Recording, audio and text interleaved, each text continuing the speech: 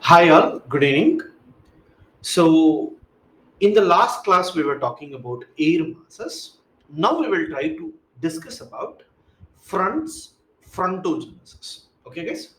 This is again mains topic, guys. It is not asked in prelims much, but here I want to ask you some things. The first basic thing is, can you tell me if a cloud, if air is rising vertically, which type of clouds will you get? If air is rising vertically, which type of clouds will you get? Cumulus. Good. If air is moving horizontally, which type of clouds will you get? Horizontally. We'll have stratus. Good. If air is above 6 kilometers, what type of clouds will you get? Cirrus. Good. Can you tell me which type of clouds will give you thunderstorms and lightning? Which will give you hailstorms? Cumulonimbus. Very good. Good. Now, given that, let us discuss about fronts. Okay. So, I'll give you some examples. First, guys, my mobile is heavier. This is lighter. Nothing is there in this box. Now let me assume this is cold air. Cold air is heavier. This is hot air. Now, whenever cold and hot meets, hot air rises. Hot air rises. Correct? So, the boundary between cold and warm air is called as front. Front is a sloping boundary between cold and warm air masses. Okay. See what I'm trying to tell? If you take cold and warm, when both cold and warm hits, warm air rises. The boundary between cold and warm air is called as fronts. Okay. Now my question to you is, let us take two warm air masses, guys. Both are warm air masses. Okay. Can you tell me when two bikes hit? When two bikes hit, is there any possibility that one will rise, another one will be down? Tell me, no. So normally when two warm hits, they join. When two cold hits, they join. So only when you have one cold, right? One cold, another one is hot. When both heads, the warm rises. Okay. So here, what I want you to know is fronts. What is a front? It is a slant boundary. It is a slant boundary between air masses. Now you tell, is it a slant boundary between air masses of same temperature or different temperatures? Air masses of different temperatures.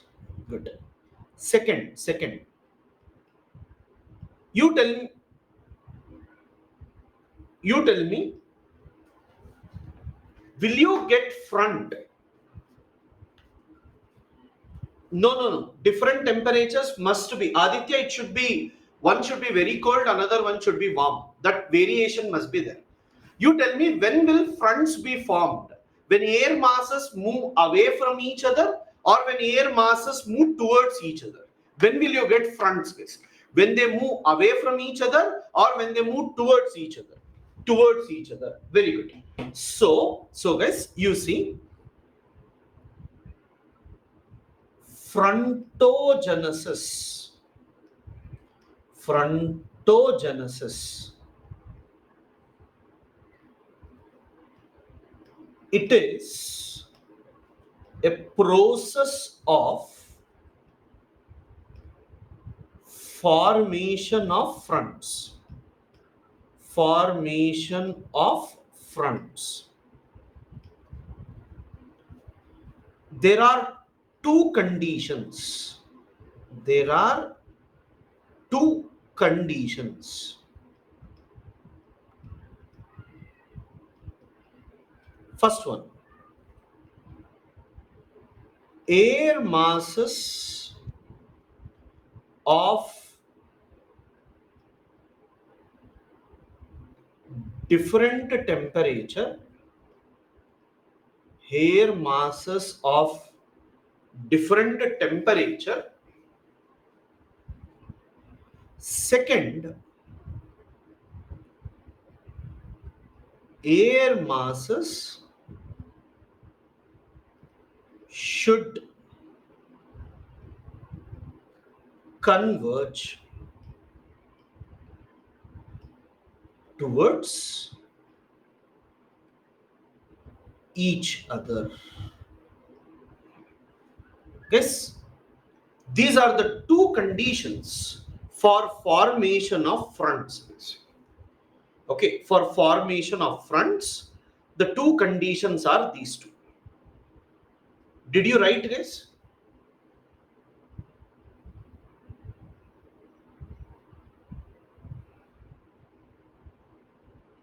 Good. Now, everyone, see this. Let me say this is ITCZ. Subtropical high pressure. Subpolar low pressure.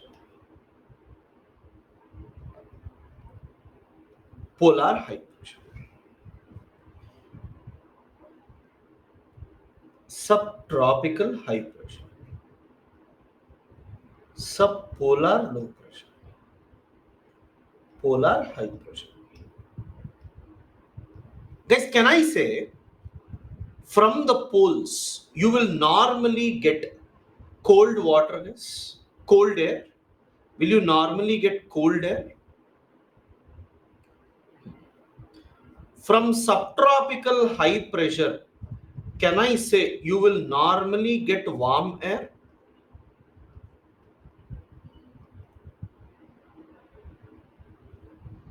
You see,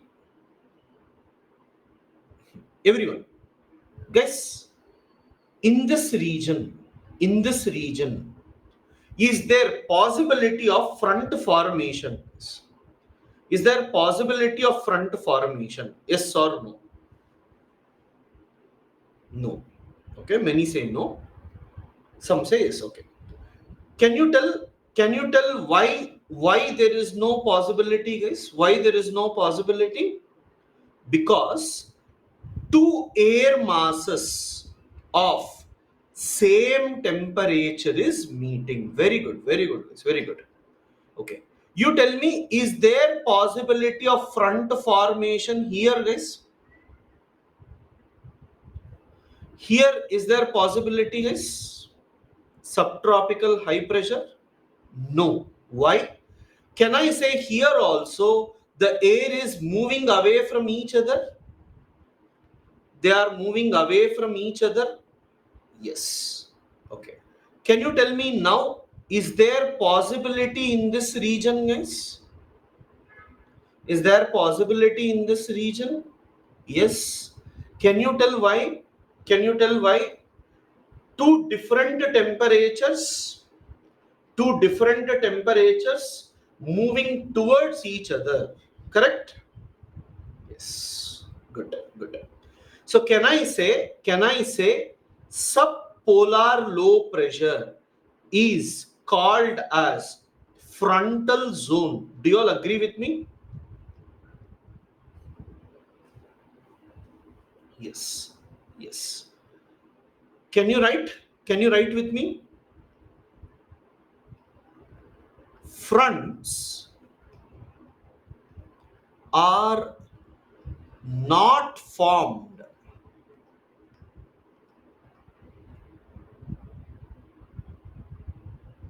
fronts are not formed near equator because two warm air masses converge. Next, fronts are formed near subpolar low pressure because warm air mass and cold air mass converge in opposite direction.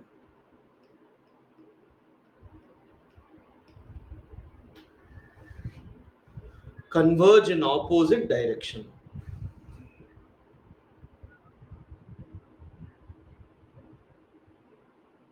Okay. Guys, now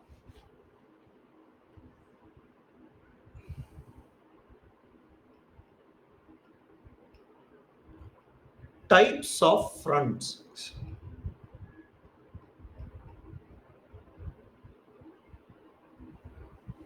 Okay. First, everyone you see, this is warm air, this is cold air. Okay.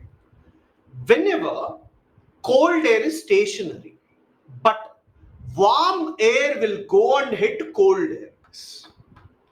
Warm air will go and hit cold air. And warm air rises slowly like this. Warm air rises slowly like this. Warm air rises slowly like this.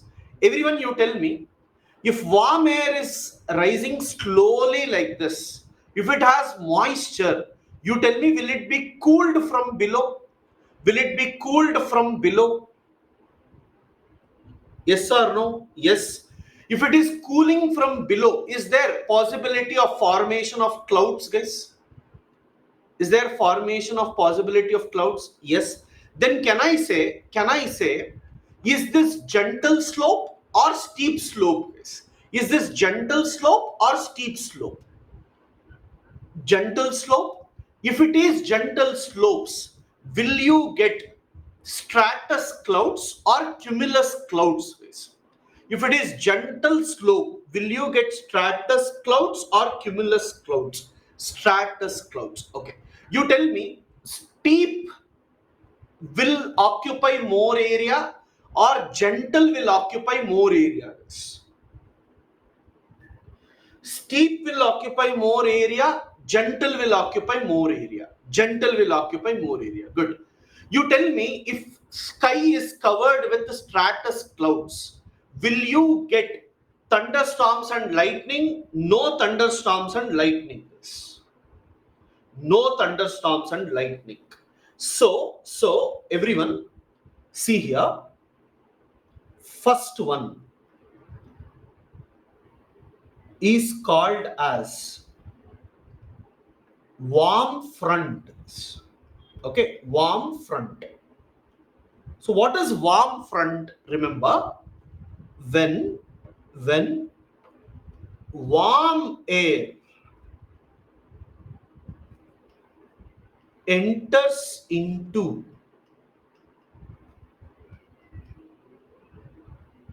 territory of cold air mass, and as warm air is lighter, it rises along gentle slope. Okay, now everyone see here. I have warm air mass and I have cold air mass.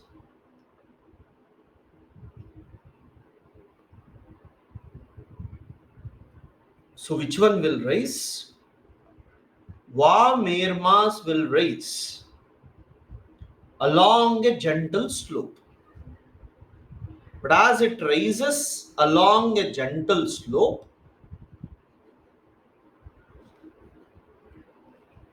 it will form few clouds.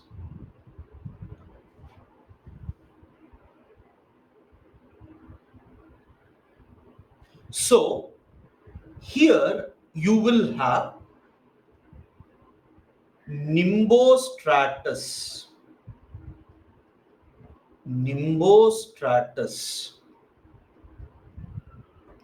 altostratus, cirrostratus, cirrus. Because this is the symbol of, like, this is your warm air. As warm air entered into cold air territory, we call it as warm front. Guys, as it is gentle slope, we normally write like this. As it is gentle slope, we write semicircles. Steep slope, we will write triangles. Okay? Please draw this.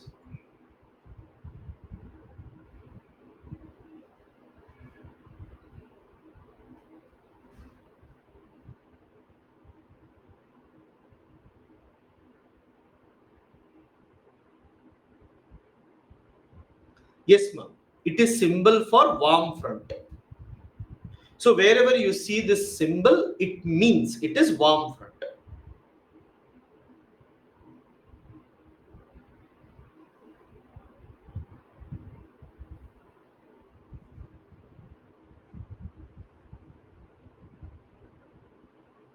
See guys, as warm air mass is rising, it is condensed from below. So it will form a series of stratus clouds. So they will start giving drizzling rainfall. That black line is the front, warm front.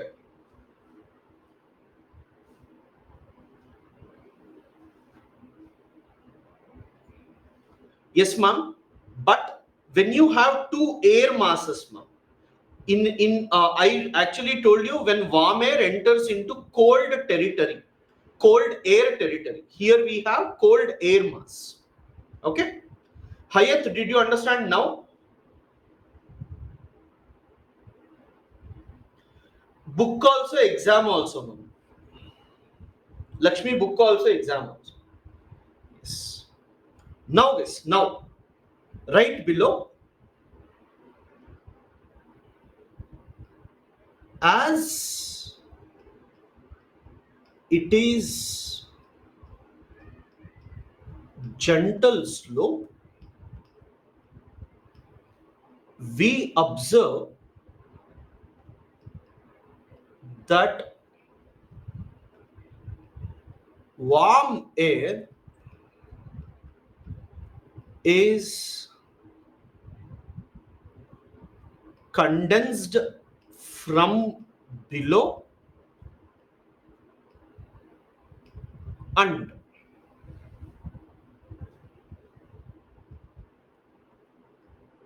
it would form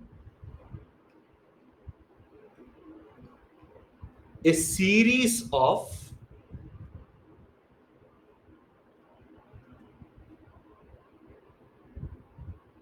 stratus clouds like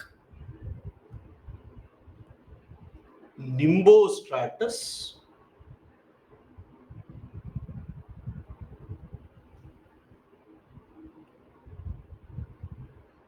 altostratus,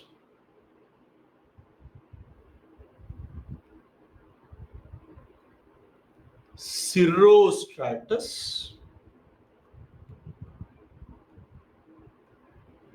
cirrus.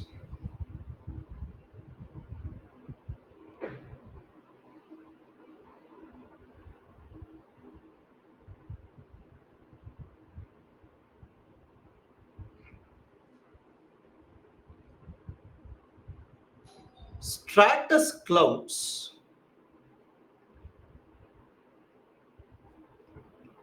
would give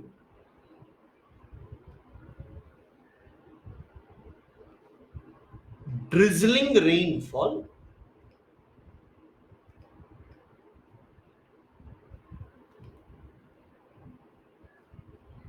without thunderstorms and lightning.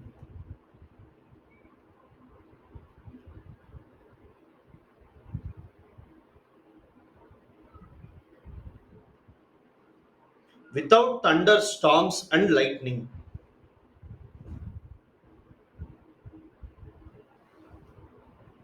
Then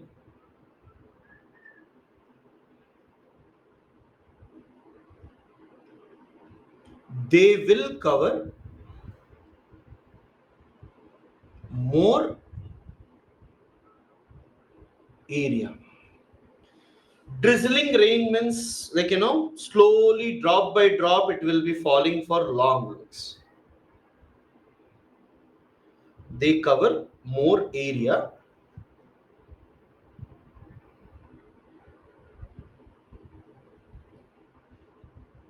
Done, everyone? Shall we move?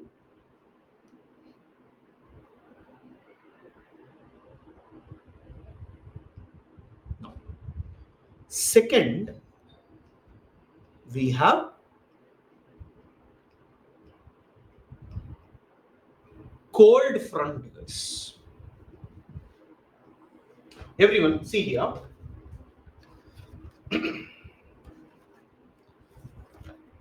Guys, in warm front, warm air entered into the territory of cold air. Okay. But in cold front, what do we observe? Cold air enters into territory of warm air. Cold air enters into territory of warm air.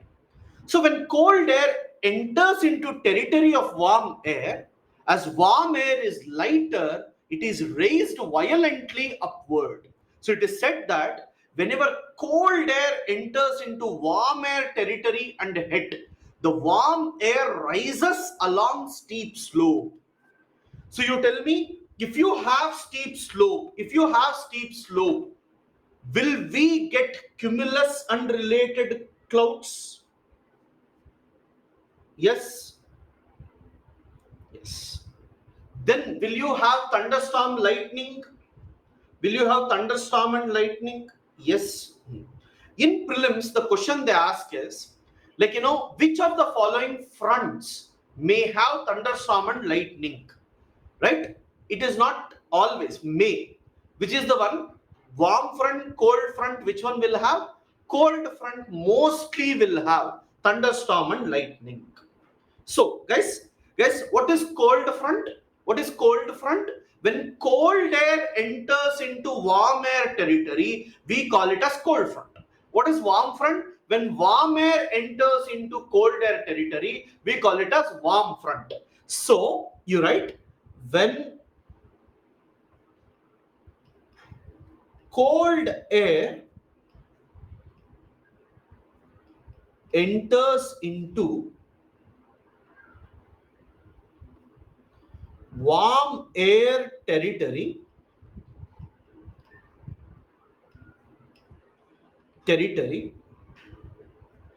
then it is cold front. As cold air is denser, it would be near the surface and raises warm air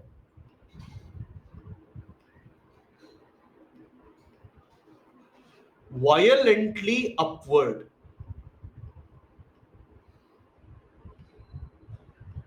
Due to this, due to this,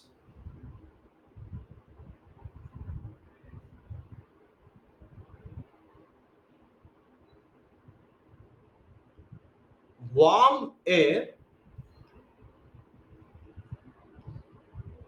condenses along steep slope to form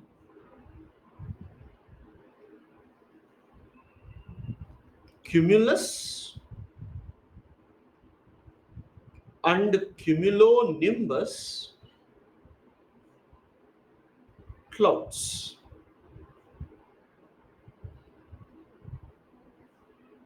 They are associated with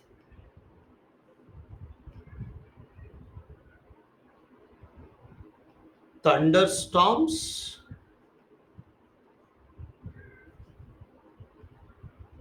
and lightning.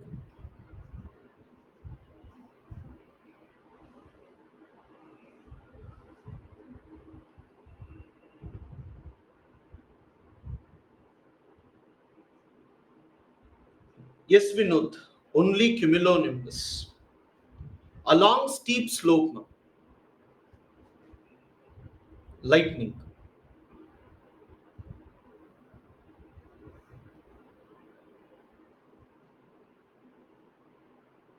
They cover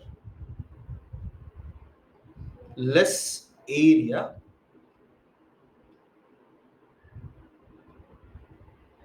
as they have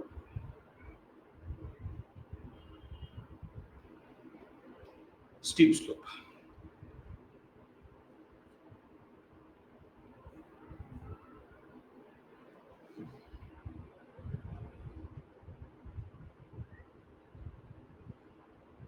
Shall I move to the next one?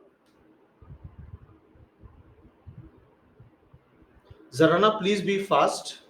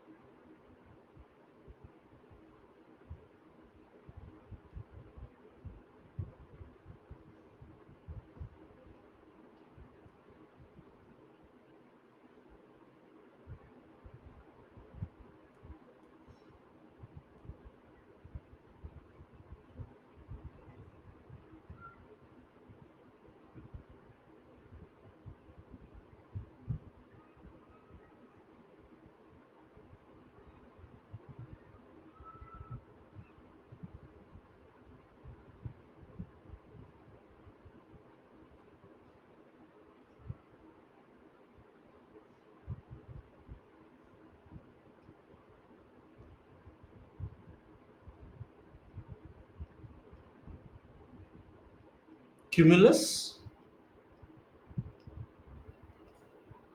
altocumulus,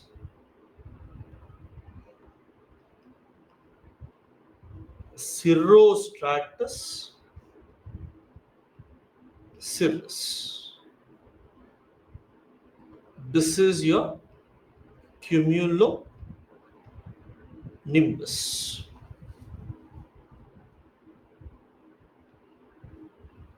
Tanisha, it will be exactly where the front is there, ma'am.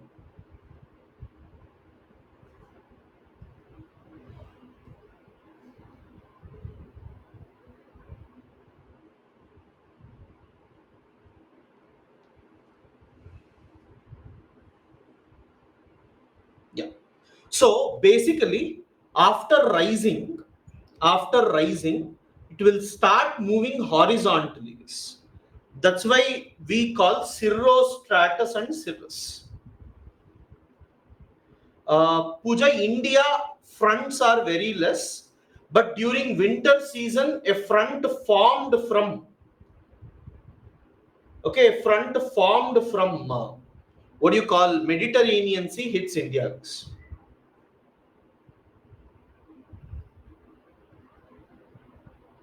Western disturbances.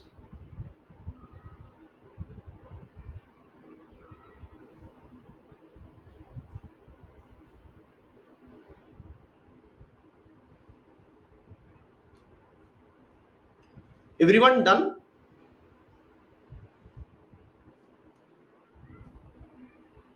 Yes, Aniket, these are symbols of cold front, warm front.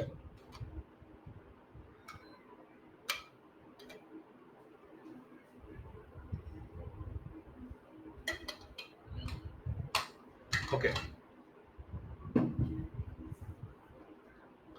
See this? Gentle slope basically means it would be like this. Okay. I'm talking about the boundary. So the boundary is slant. Slant means more area will be under the boundaries. Okay. How much area is under the boundary? So slant means more area. Steep, if I take steep, what is going to happen? Less area will be below this. So below the slope, how much area is present is what when we talk about this.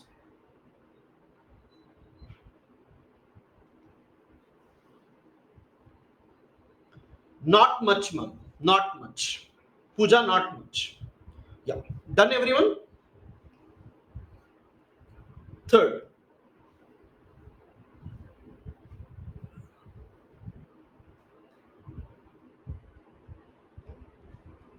occluded front.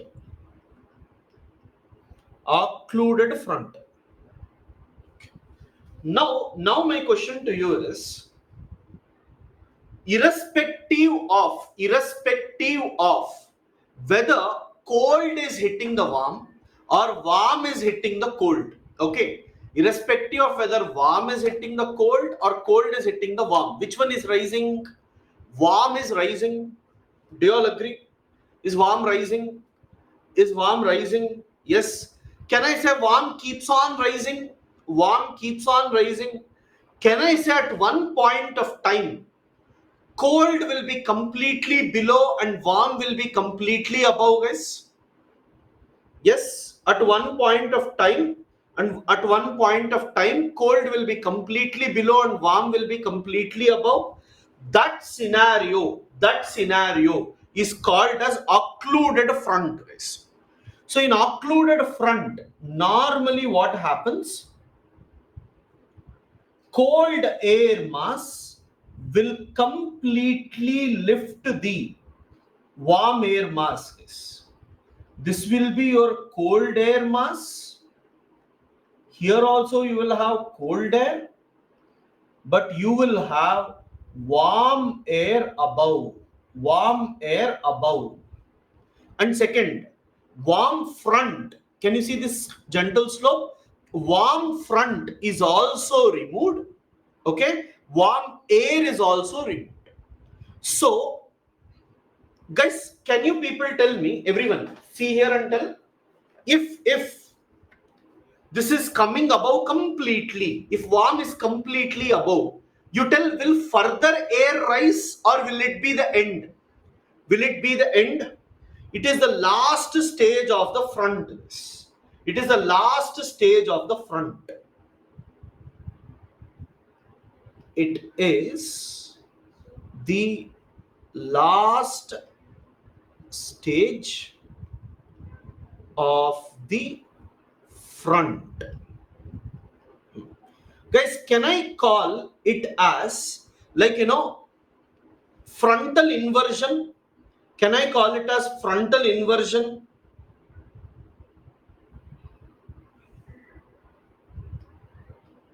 In this area, as cold air is below and warm air is above, we observe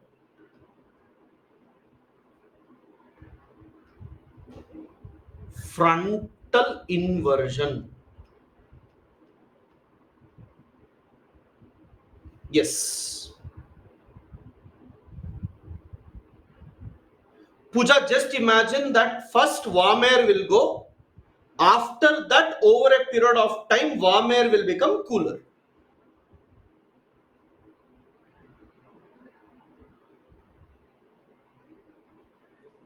Occluded front.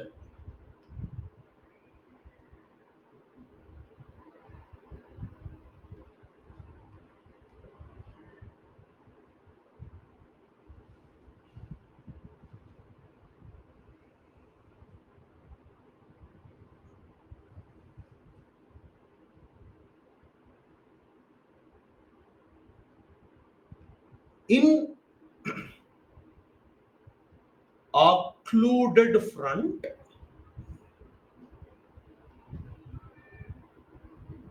warm air and warm front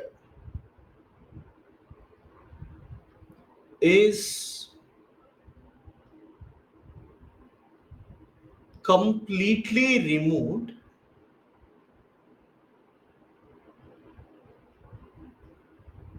from ground. Ma'am, occluded front mainly occurs in the last stage of warm front, cold front, temperate cyclones.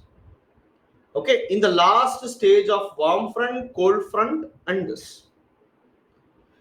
We know different type of clouds may be there. We can't tell which is there and which is not there.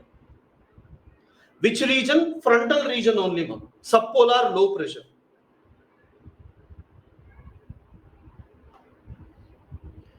Okay, done. Shall I move to next one?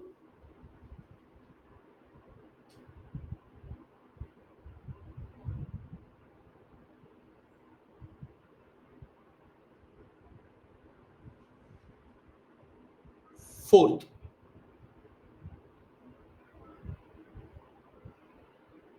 Stationary front.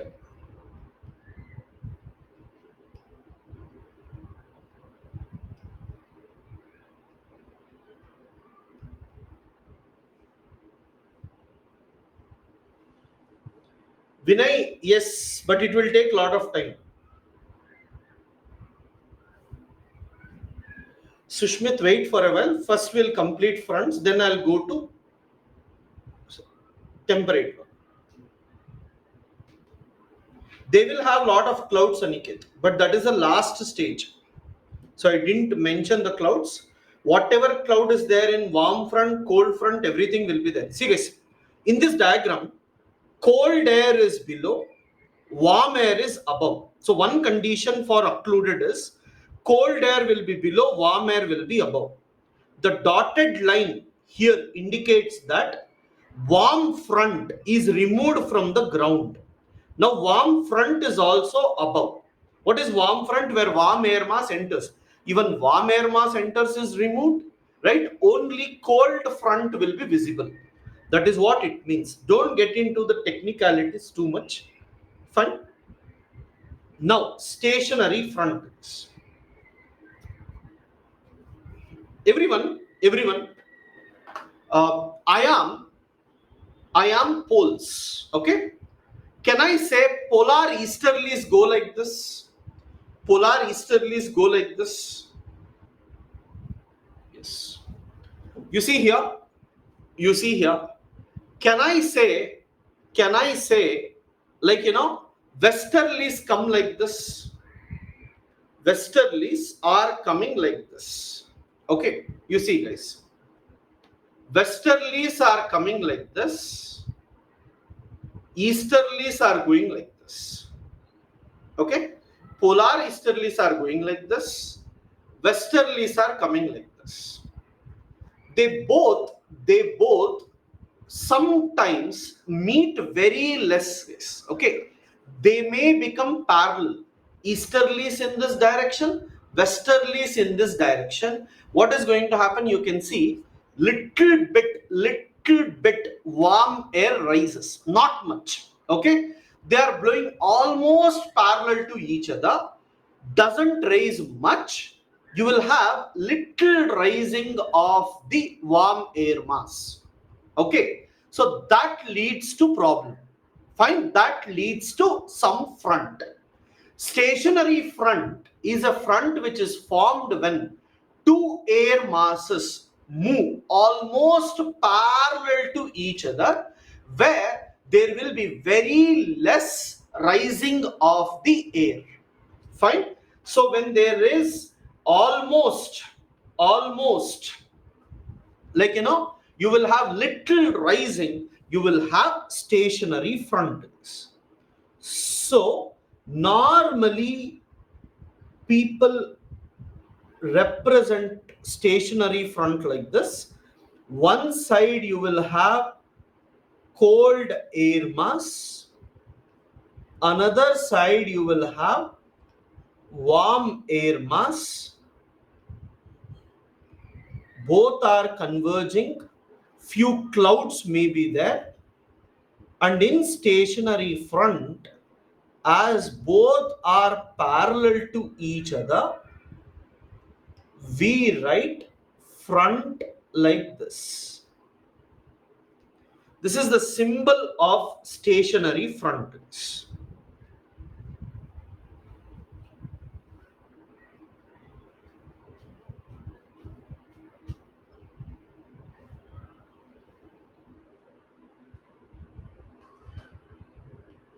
Yes, not zigzag. Above you see warm front is there, below you see cold front is there. Warm and cold are parallel to each other.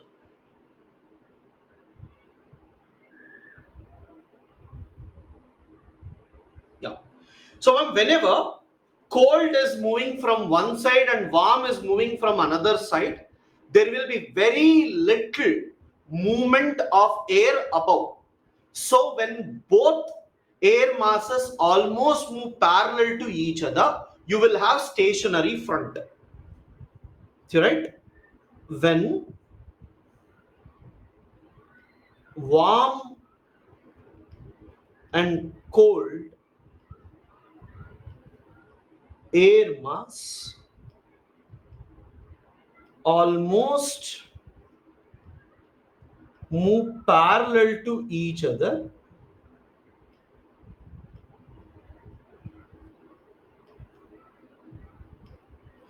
then it is called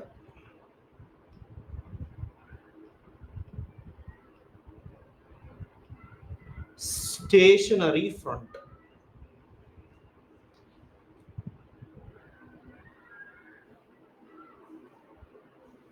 Yes, ma'am. Some clouds will be formed.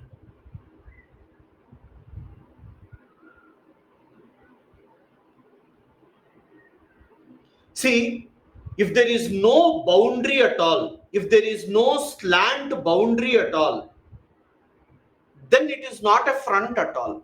So the boundary is very, very important.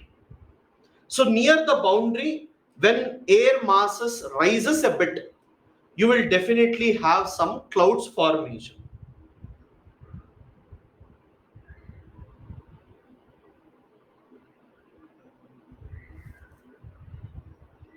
Yeah, Vishant, but it can't be static for 2 to 3 weeks. Maximum it will be static for 1 or 2 days.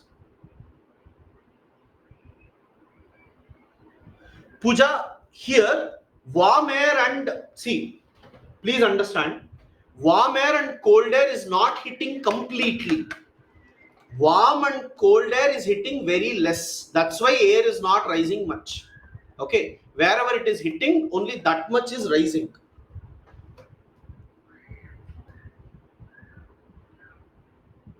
Guys, please understand, if it collides, we will have warm front or cold front.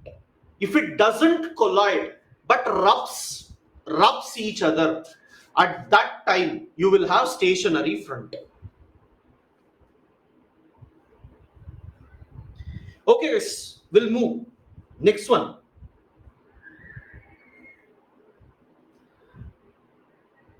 We have cyclones, guys. Guys, in any case, warm air only should rise. Okay, in any case, warm air only should rise. Don't get confused in basic common sense questions. Okay, whether warm air hits, cold air hits, stationary air, anything, warm air only should rise. No, Kavita, there is no specific boundary. Okay, guys, cyclones. You see,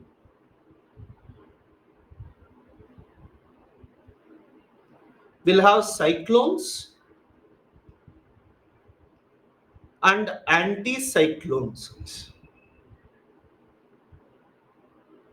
See, guys, whenever we have low pressure at the center surrounded by high pressure,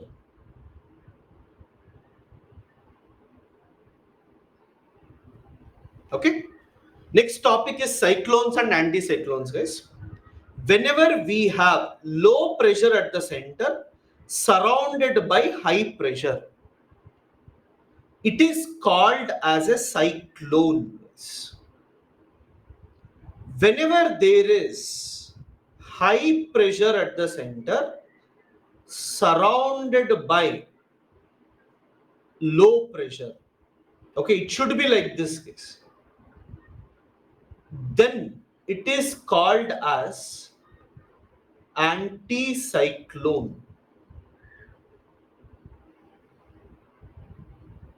Okay, so you see, I have low pressure at the center surrounded by high pressure. I have high pressure at the center surrounded by low pressure. This is your cyclone. This is your anticyclone. Then you see, guys, this is northern hemisphere. This is southern hemisphere. Whether it is northern hemisphere or southern hemisphere, wind will always blow from high pressure to low pressure. Wind will always blow from high pressure to low pressure.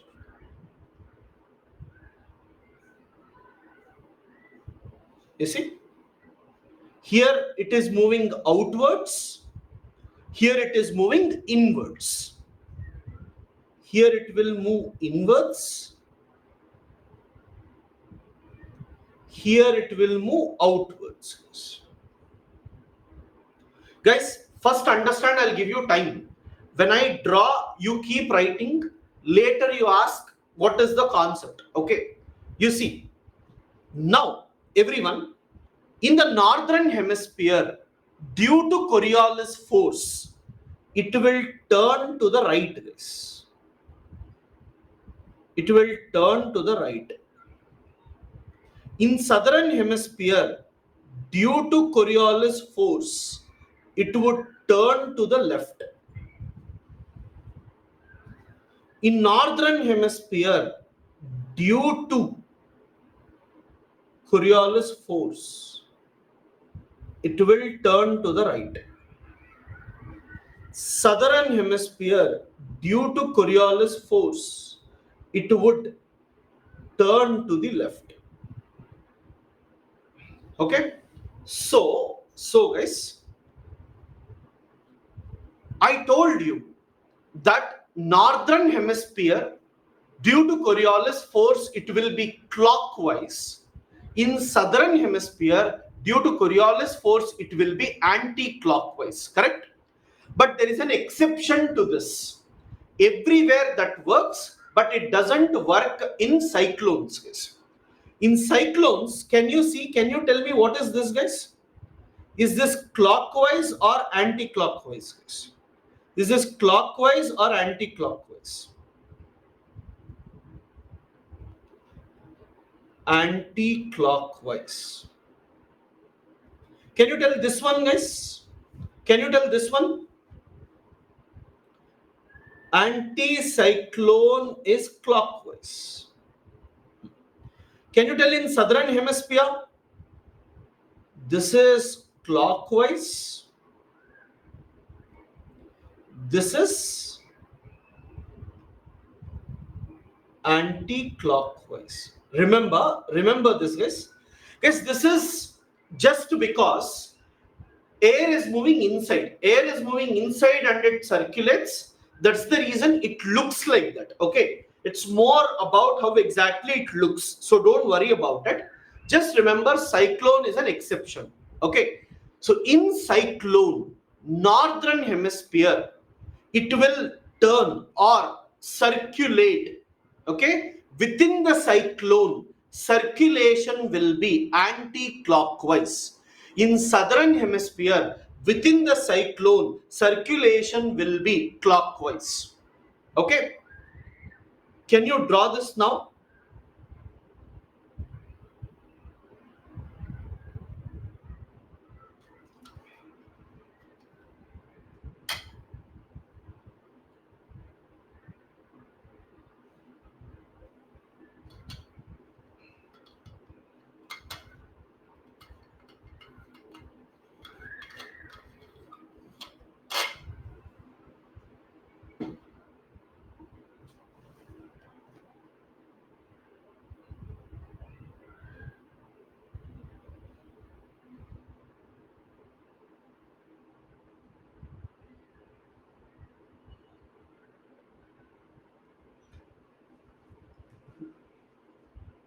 We know whether it is cyclone or anticyclone.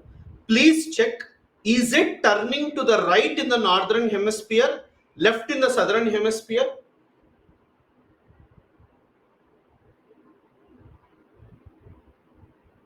Yes or no? Is it turning to the right in the northern hemisphere, left in the southern hemisphere? So clockwise and anti-clockwise is just illusions. Clockwise and anti-clockwise is just illusion. Don't worry about it.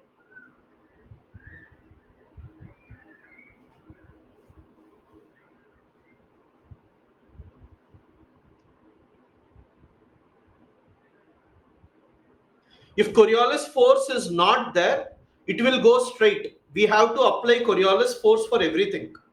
Any movement we need to apply Coriolis force. Okay, done, guys. Can I move?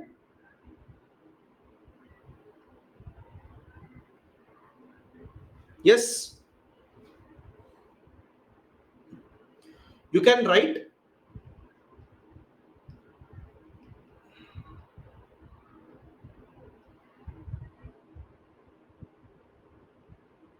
Cyclone is a system of low pressure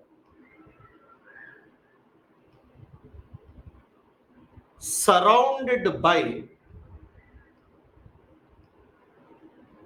a system of high pressure.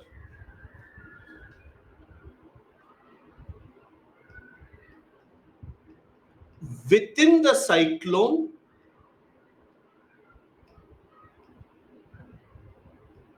circulation is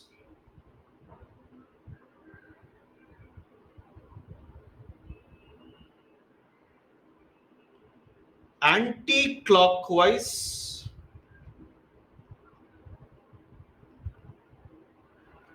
in northern hemisphere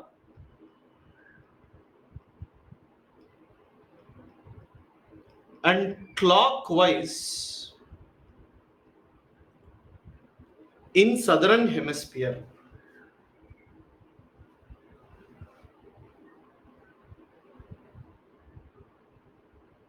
Second, anticyclone is a system of high pressure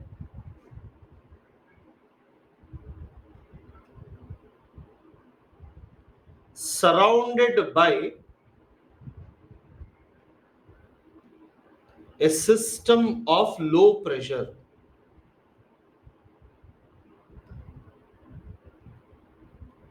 Within anticyclone, circulation is clockwise in northern hemisphere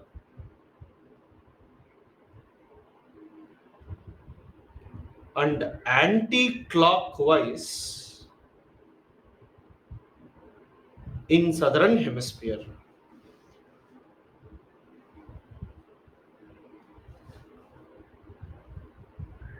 Yes, Vinay.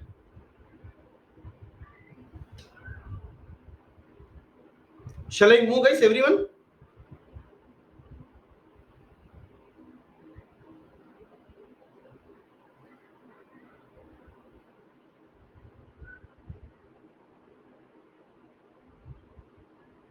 Next, cyclones.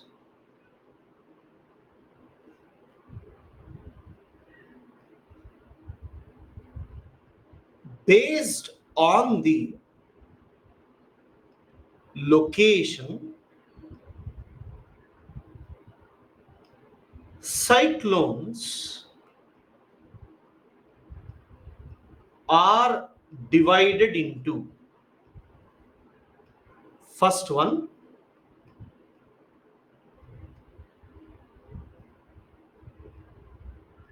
temperate cyclone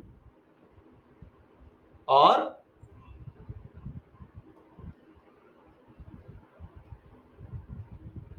extratropical cyclone.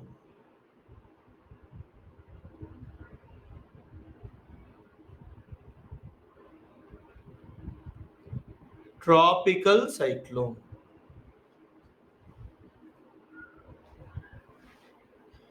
Temperate cyclone or extratropical cyclone. Second is tropical cyclone.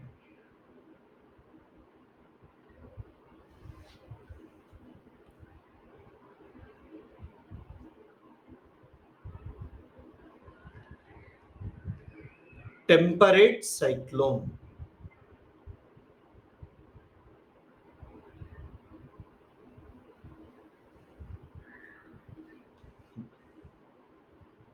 Guys, temperate cyclone, please write along with me. These are all simple. They are formed in between 30° to 60° north or south.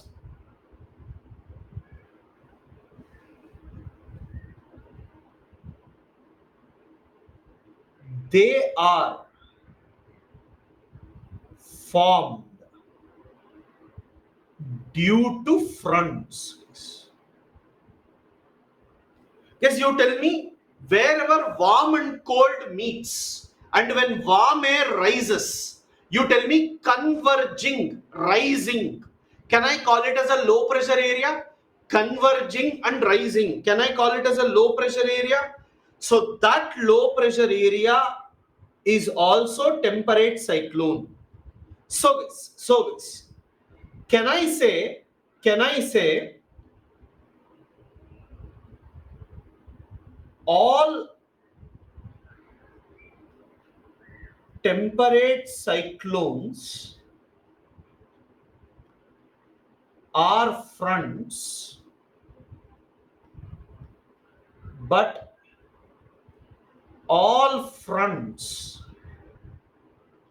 are not temperate cyclones. Okay.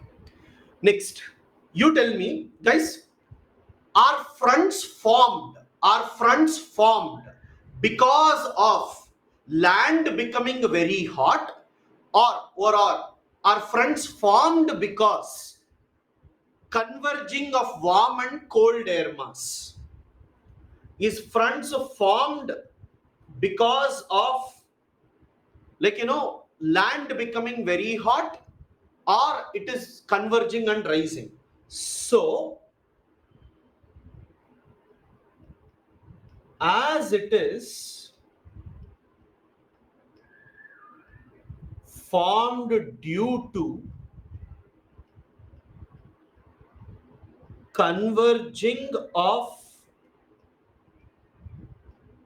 warm and cold air mass and not on the basis of surface temperature,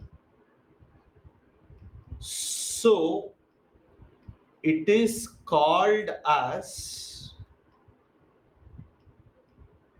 dynamically induced cyclones.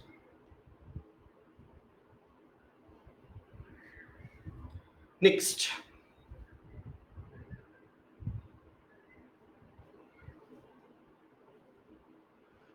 what are the two conditions for fronts formation? For formation of temperate cyclone, conditions must be similar to frontogenesis.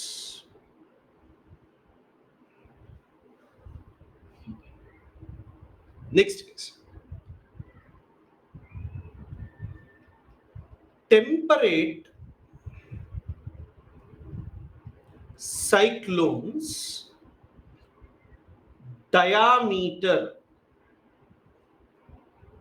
may extend from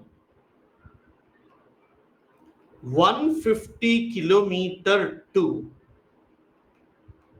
3000 kilometers. See guys, 3000 kilometer area you can get temperate cyclone. Tropical cyclone is just 150 to 300 kilometers. But you see this 150 to 3000 kilometers.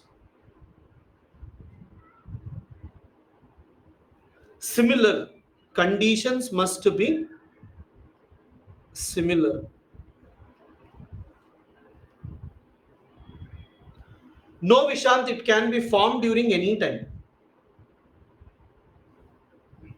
Then, guys, you tell me, when warm and cold air meets, is meeting of warm and cold important, or whether will they check whether there is water or land and then meet? You tell me what is important for them. Converging is important rather than whether it is land or water, right? So temperate cyclone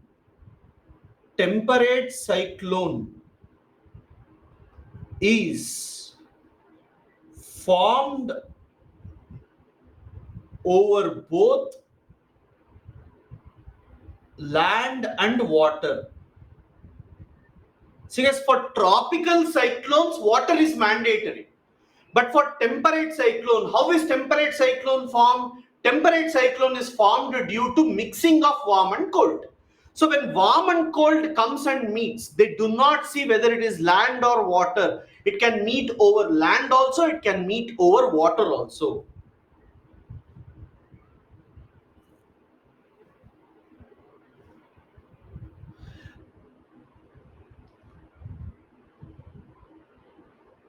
Yeah, Aditya, I have written in tricellular circulation, if you check, I have written only warm air rising. I didn't write cold air rising. Done with this, everyone? Fastly, you write.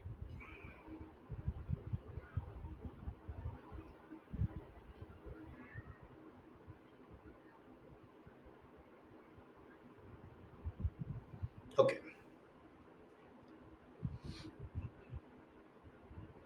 Everyone, I have a question to you. Think and tell. Temperate cyclones are mostly formed in between 30 to 60. That means which winds will be there in between 30 to 60 days? Which winds will be there in between 30 to 60? Westerlies. Good. If westerlies is there, can I say temperate cyclones will move from west to east? Anushka, what are you talking, ma'am? We are talking 30 to 60. You are talking equatorial westerlies.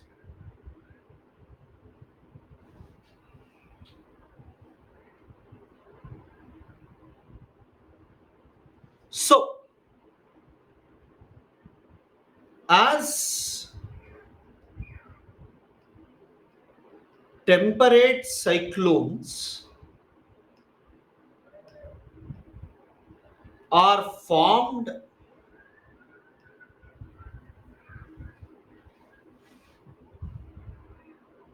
in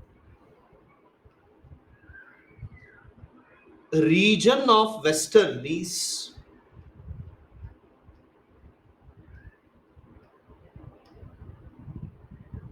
cyclones will move from west to east.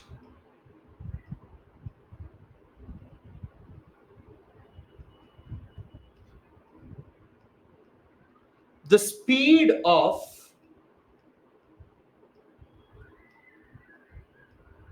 temperate cyclone may vary from 0 kilometer per hour to 30 kilometer per day. Okay. Yes, that means sometimes it will be present in that particular area itself.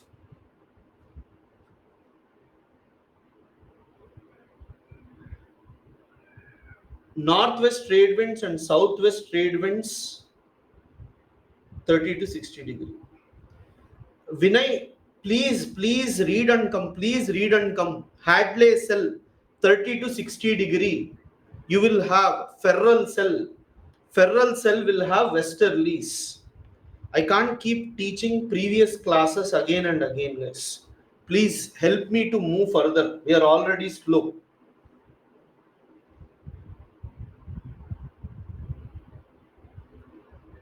Okay.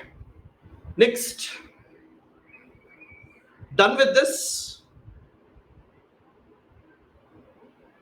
Yes. Now this. Everyone, I'll give you time. I'll give you time. First try to understand this, guys.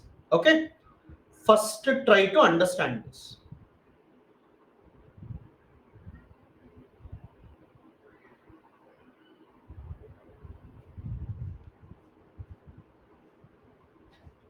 So guys, near poles you will have cold air mass, and near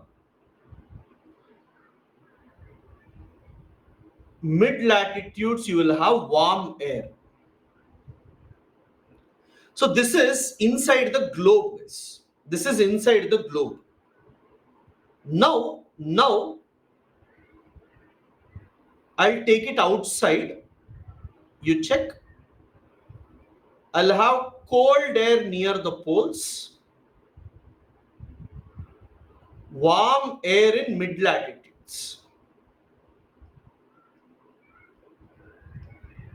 So now what happens? Everyone, let us assume that cold air enters into warm air territories. Cold air enters into warm air territory.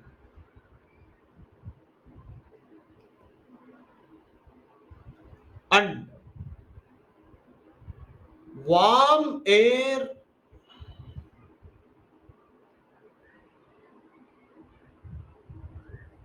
will start moving towards cold air territory. Now my question to you is, guys, if cold air enters into warm air territory, which front will you have? If cold air enters into warm air territory, which front you will have? Cold front. Good. If warm air enters into cold air territory, which front will you have? Warm front. Warm front. See guys, normally we say in temperate cyclone, at the center you will have inverted V shape. Inverted V shape.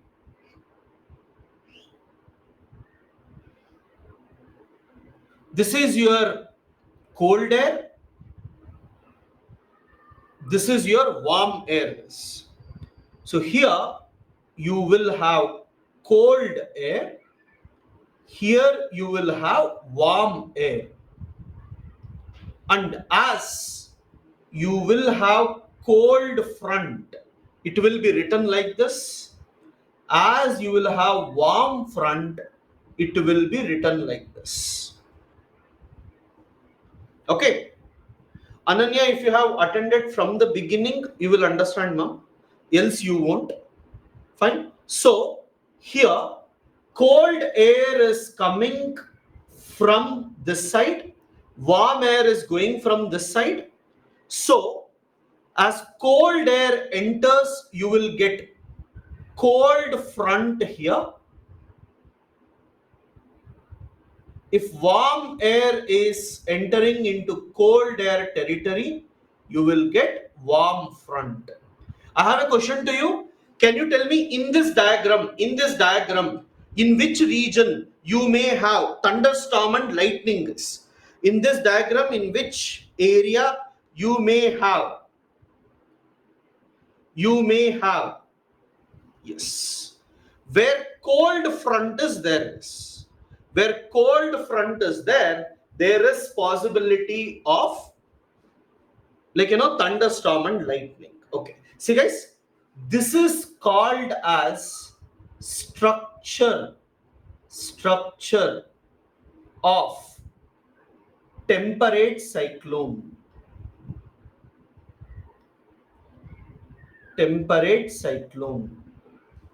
Guys, those who come late, my request is please see from the beginning, because you won't understand the classes once if you miss the basics. Okay. And because of you, we can't revise the entire thing for everyone. Can you please draw this entire thing?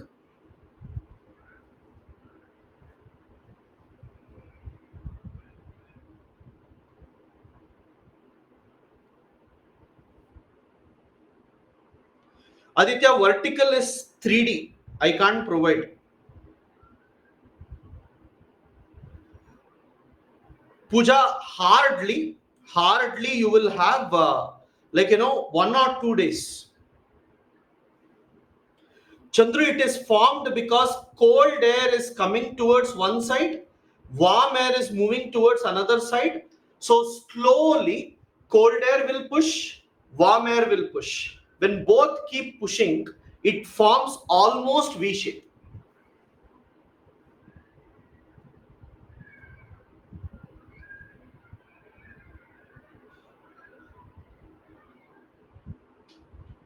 Yeah, they move because of cold air mass becoming active. Okay, winter season, cold air mass enters into warm air region.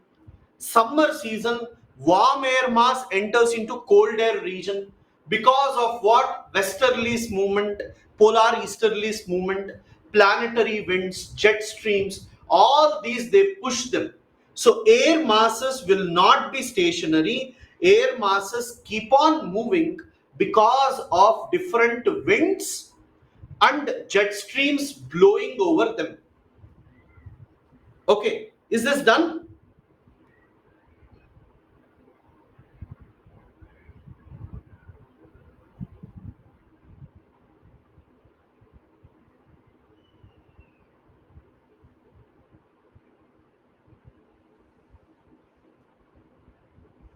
Slowly draw properly, guys.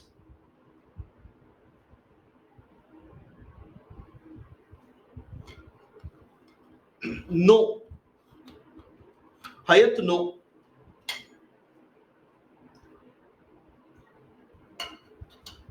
Because cold air never rises. Aniket, no. I'm not talking about stages of temperate cyclone.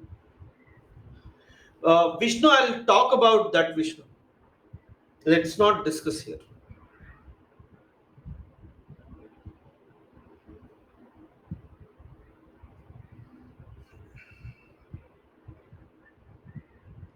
Is this done, guys?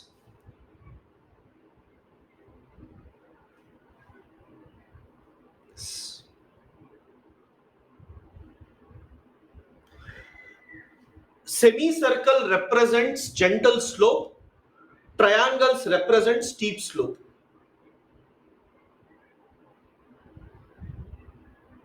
Okay. Guys, next.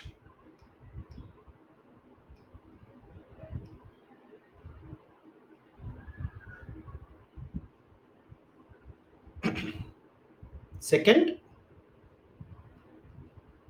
tropical cyclones. Tropical cyclones. See, guys,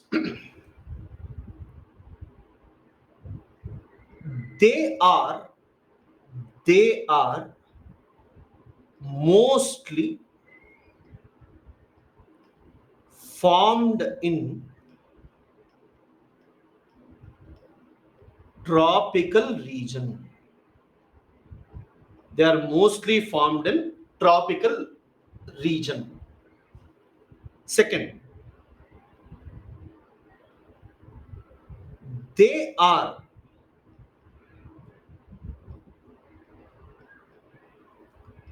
thermally induced cyclones. Guys, what is the meaning of thermally induced? Can I say thermally induced means Earth's surface should be hot?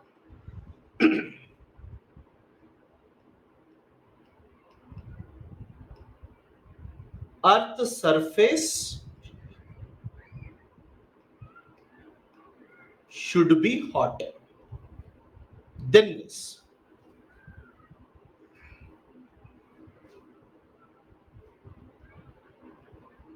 they are formed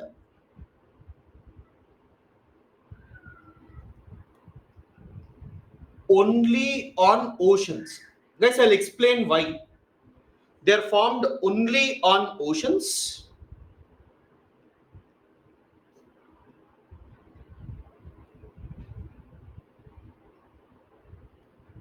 Their diameter is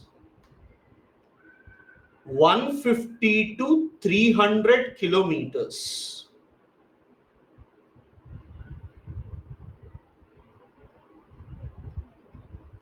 Their speed is 15 to 30 kilometer per hour. Okay, there it is per day, here it is per hour.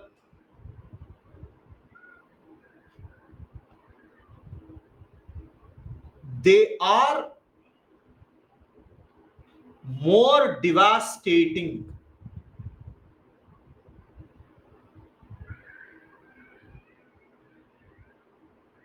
compared to temperate cyclone. They are more devastating. That means they will create more damage. Because tropical cyclones go like this, guys. Okay, tropical cyclones circulate like this. How temperate cyclones are formed? Warm and cold meets warm rises. So their damage is less. But here, the circulation will be like this. As circulation is like this, it is causing more damage.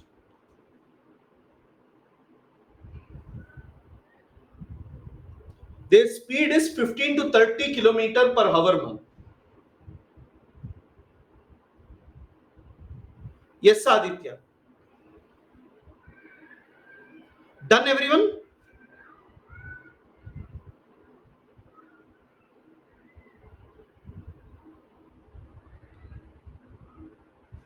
Yeah, average speed, obviously.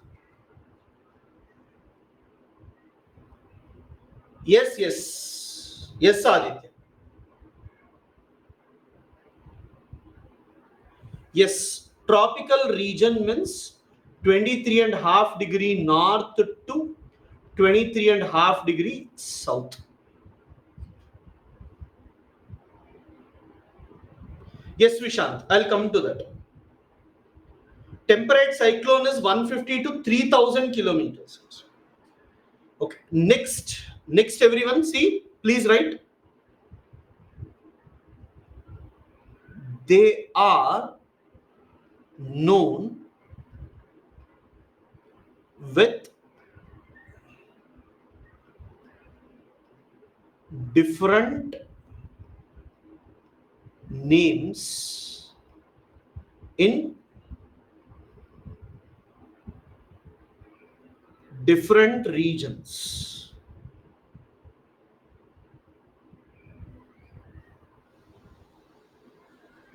North America,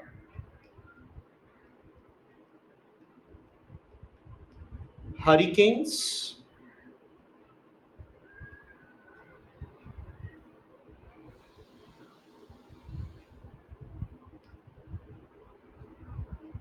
South China Sea,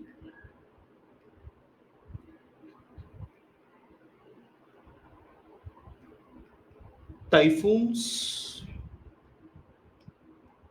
and typhoon. Australia region,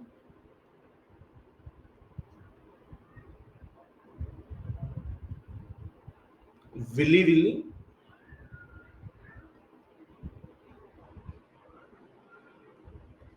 Indian Ocean, cyclones.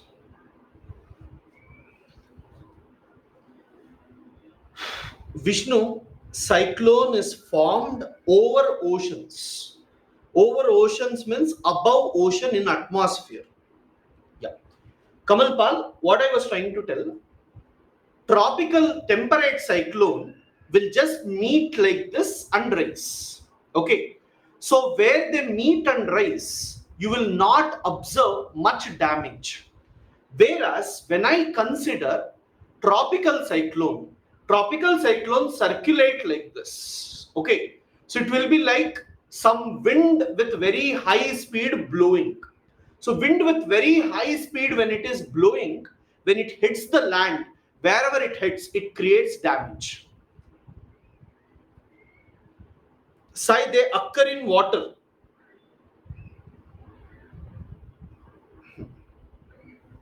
USA little bit above, ma'am. little bit near Gulf Stream region, you will get.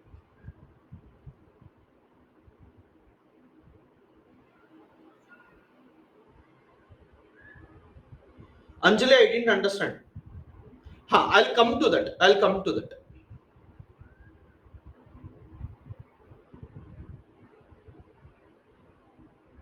Sai, I didn't understand your question.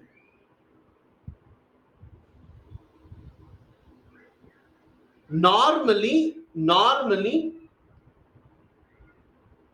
tropical cyclones will form over oceans.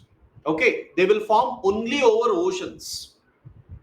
And above oceans means atmosphere. Okay, that's what I said. Yeah, Vinay, I'll come. Guys, I didn't teach about conditions for tropical cyclones. So wait for some time. Take break, guys. After break, I will talk about the conditions.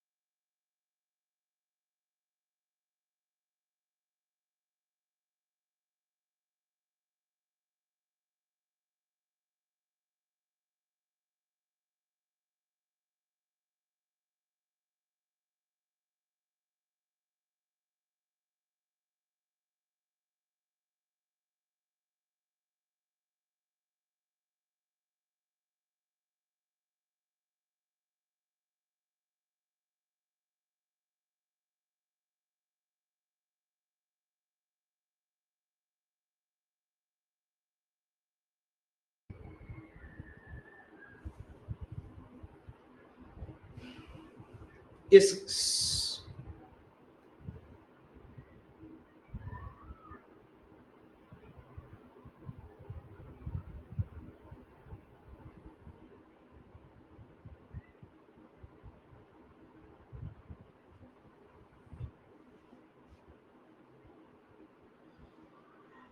Anjali, I really didn't understood your question. Okay, I'll try to read. Sir, if highest temperature present where desert, right?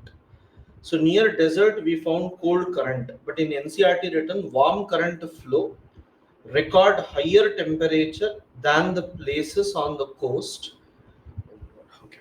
See, ma'am, the meaning of that is if I take a land, okay, if I take a land, so let us say you will have warm current flows, and on the other side, okay, I'm sorry. So let us say cold current flows. So you take warm current. Okay. So because of cold current, little bit land will be cooler. Because of warm current, little bit land will be warmer. It is in such comparison they would have given. Okay. So deserts will definitely be there, right? Deserts will be hotter, marine climate will be cooler. It's not about that. They're asking because of cold currents, land will be little cooler. Because of warm currents, land will be little warmer. See the context. Whenever you come to questions, please look at the context once. Now, everyone, you see conditions for tropical cyclones. Please understand this properly, guys.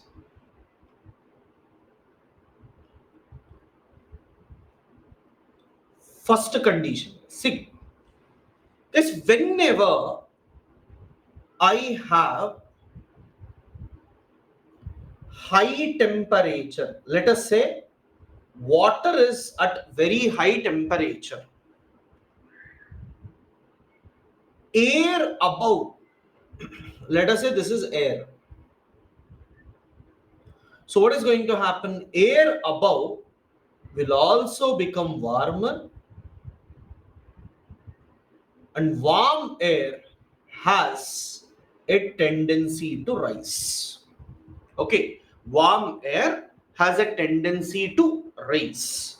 So as warm air rises, what is going to happen? In this region, I will have low pressure. As air rises, I will have low pressure. So, normally for tropical cyclones, what is a cyclone? Cyclone is a low pressure area. So, for tropical cyclones,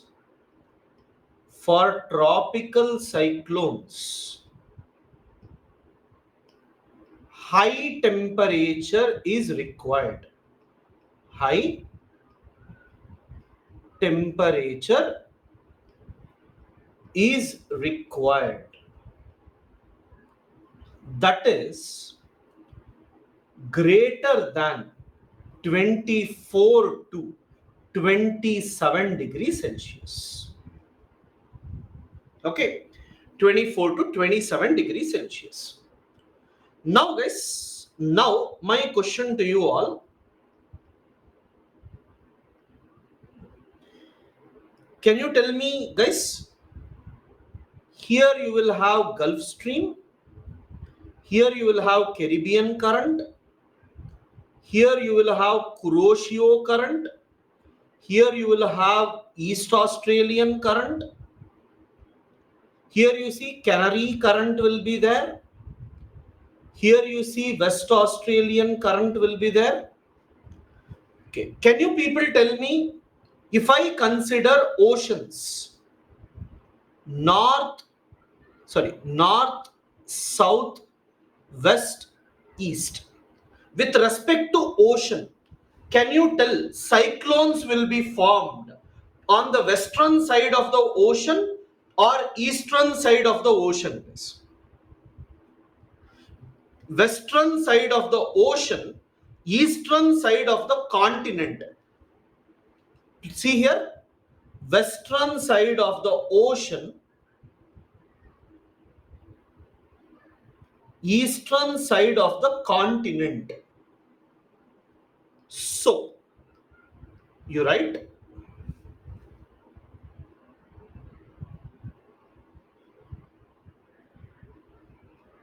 tropical cyclones are present on the western side of the oceans, or eastern side of the continents, because warm ocean currents are present.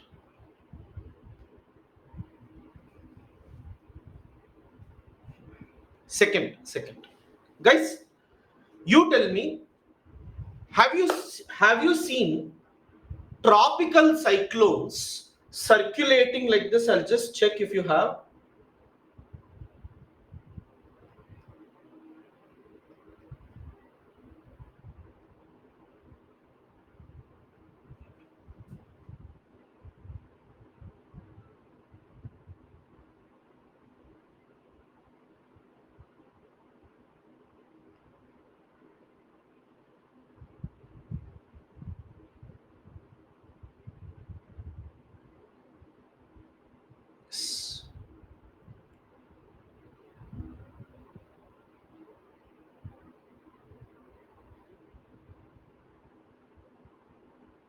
You see here, guys, tropical cyclones look like this. You know, it will be looking like this. It covers huge area. Can you see at the center? That is your low pressure area. That is your low pressure area. So,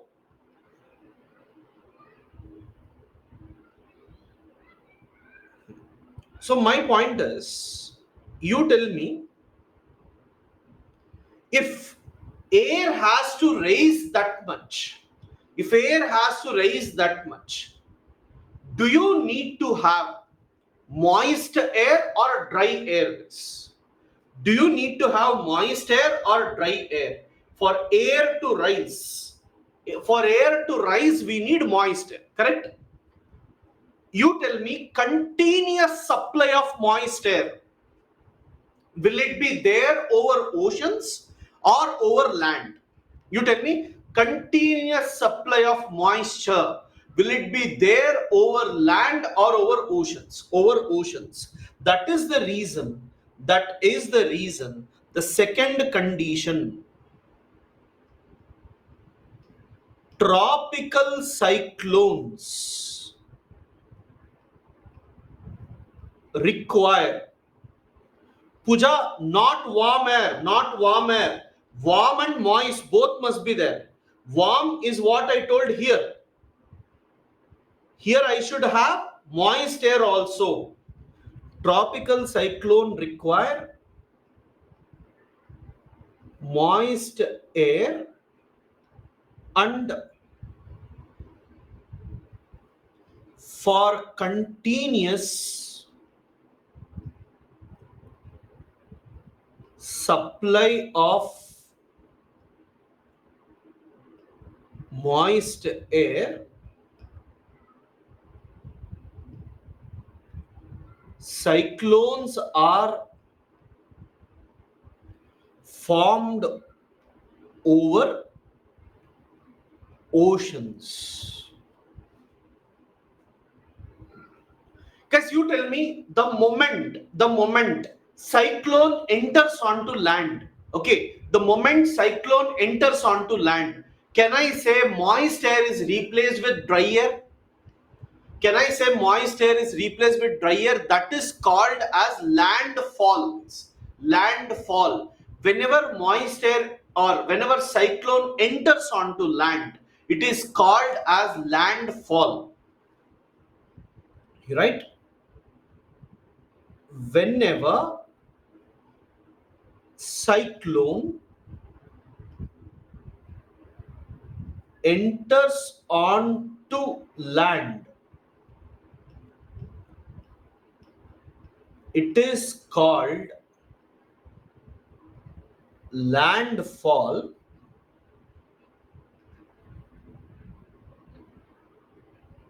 and cyclone dies.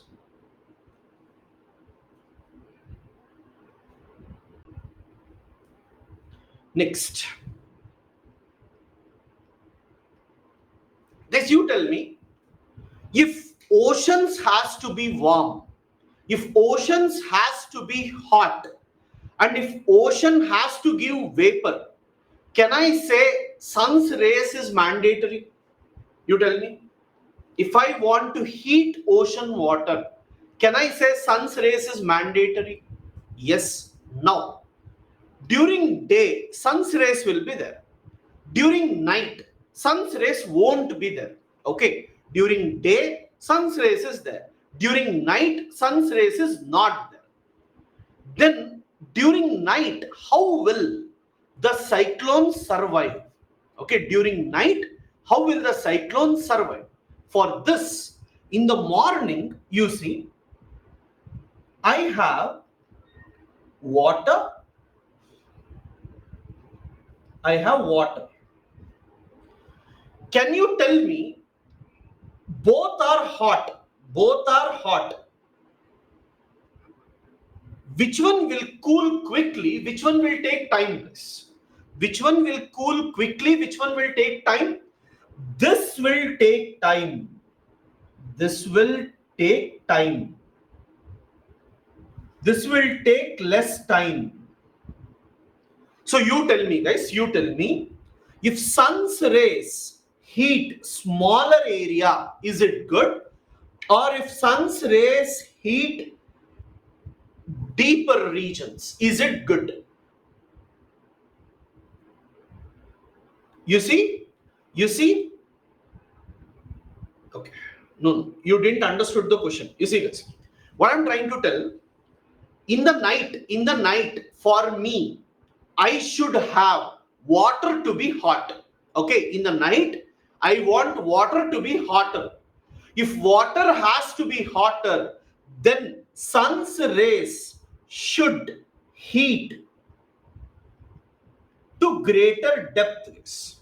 If sun's rays heat to shallow depth, it will cool quickly. But if sun's rays is heated to greater depth, it will take time to cool. As it takes time to cool, throughout the night, warm water will be available. I repeat, you see, for tropical cyclones to be there, we need continuous supply of moist air. If I need to have moist air, even in the night, then sun's rays must penetrate deeper. If sun's rays penetrates deeper, more water is heated. As more water is heated, what is going to happen? You will normally observe that cyclones will be there for longer duration.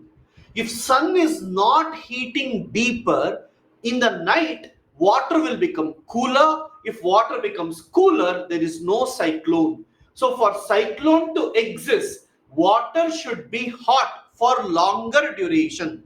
For water to be hot for longer duration, you need to have water to be heated deeper. So we normally say that sun's rays must penetrate 60 to 77 meter so that moist air is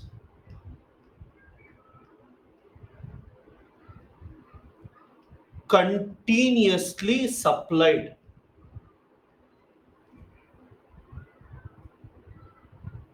Then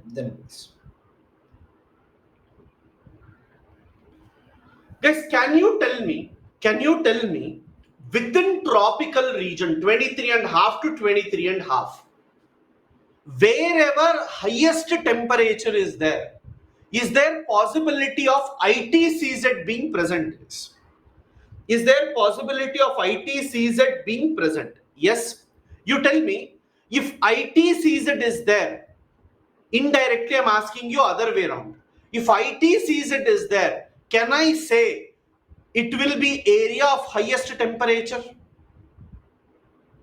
Yes. Yes. So now you tell, what is ITCZ is? What is ITCZ? ITCZ is convergence area. Convergence area. Can I say ITCZ basically means converging and rising area? Yes. Is it a low pressure area? Is it a low pressure area? Will it help in cyclone formation? Yes. ITCZ is an area of highest temperature and lowest pressure. So cyclones are present where ITCZ is there. Okay. My question to you all, is ITCZ present more in the northern hemisphere or more in the southern hemisphere? Northern hemisphere. As ITCZ is present more in the northern hemisphere, cyclones are almost absent. You see, as ITCZ is mostly present in northern hemisphere, cyclones are absent in South Atlantic Ocean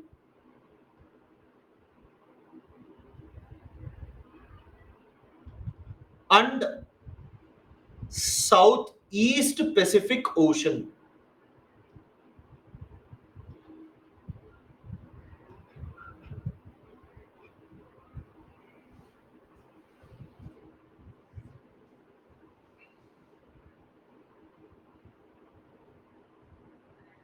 Okay, shall I move to the next one? First, everyone, can you tell first one? Can you tell first one? Temperature of how much? 24 to 27 degrees Celsius. Second is, you need to have moist air. Third is, sun's rays must penetrate at least 60 to 77 meter. Fourth point is, you must have ITCZ. ITCZ is very important. Okay, ITCZ is very important. Anil, fourth point is ITCZ. Area of South Atlantic, ma'am, not South Atlantic.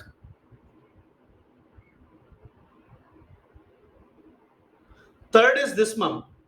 Sun's rays must penetrate 60 to 77 meter so that moist air is continuously supplied. Okay, next guys, next. Everyone, I have a question to you. Let us consider two cases, okay? You tell me, equator case. Do you have high temperature near equator? In the oceans, high temperature near equator? Yes. Do you have ITCZ near equator? Yes. Do you have moist air near equator? Yes. Does sun's rays penetrate 60 to 77 meter near equator? Yes. But with all the conditions, you will never ever observe cyclones near equator because Coriolis force is absent. I'll tell you what will happen if Coriolis force is absent. You see, I have low pressure area. I will tell Coriolis force is 0. I will have low pressure area surrounded by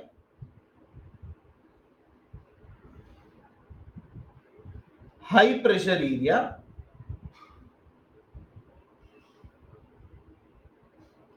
High pressure area.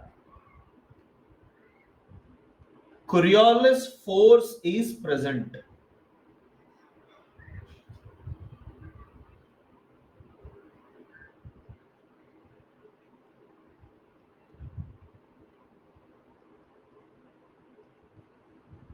Okay, now if Coriolis force is present, it will go like this and it would circulate. Okay, it would circulate. If Coriolis force is absent, all the air will reach the center. Okay, all the air will reach the center. Now my question to you is, low pressure means more air particles or less air particles? Low pressure means more air particles, less air particles. Okay. You see, when Coriolis force is 0, can I say more air particles is entering to the low pressure area? More air particles are entering to the low pressure area. But when Coriolis force is present,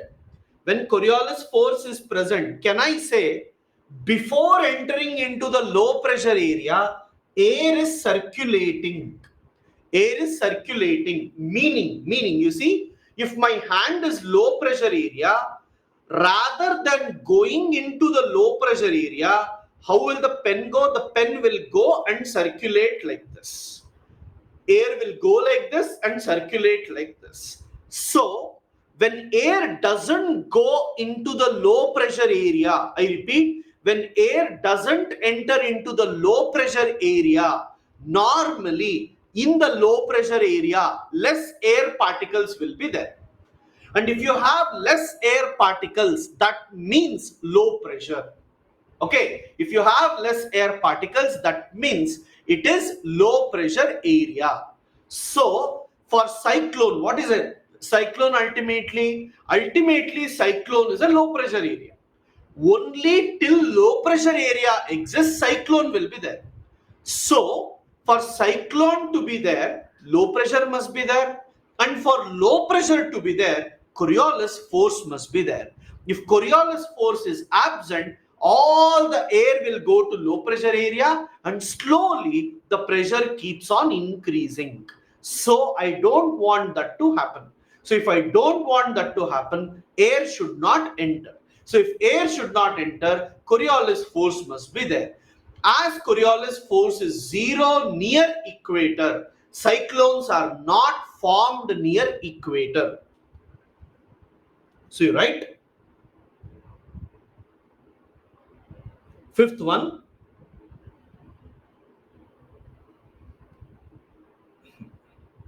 Near equator, Coriolis force is 0, and as Coriolis force is 0, low pressure is not maintained. Yes, Kamalpal. Low pressure is not maintained. So, cyclones are absent near equator and they are present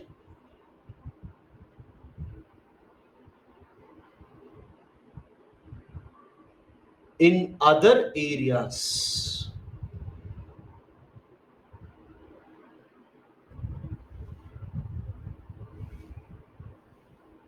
Done, everyone? Yes, Chandru.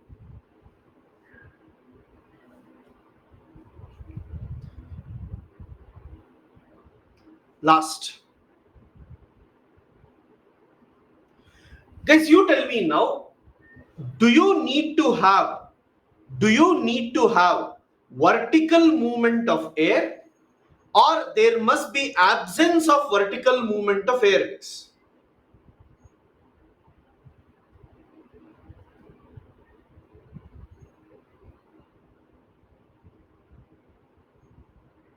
Anjali, I didn't understood your questions. Which name is given to Atlantic Ocean?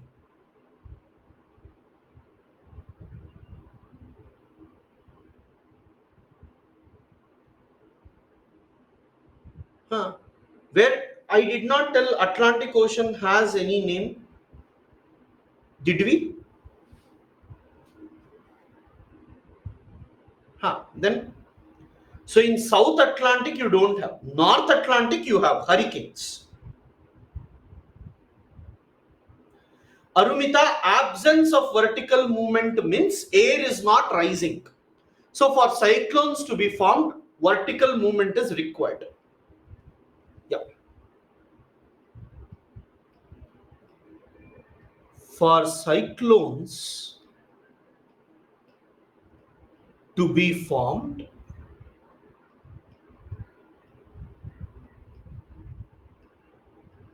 vertical movement of air is required. Okay. Next, guys, everyone, this listen carefully. Write with me. I will explain what it is. For cyclones to be present,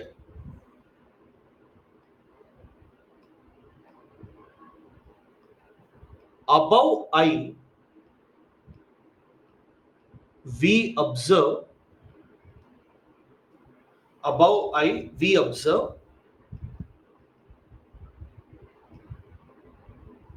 anti-cyclonic circulation. Above I, we observe anti-cyclonic circulation at the height of 8 to 12 kilometers, and this will suck air from the eye and intensify the cyclone. I'll explain this.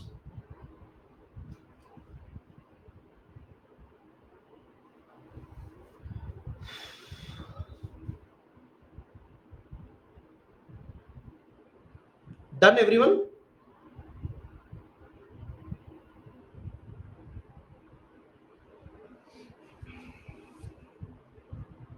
No, good.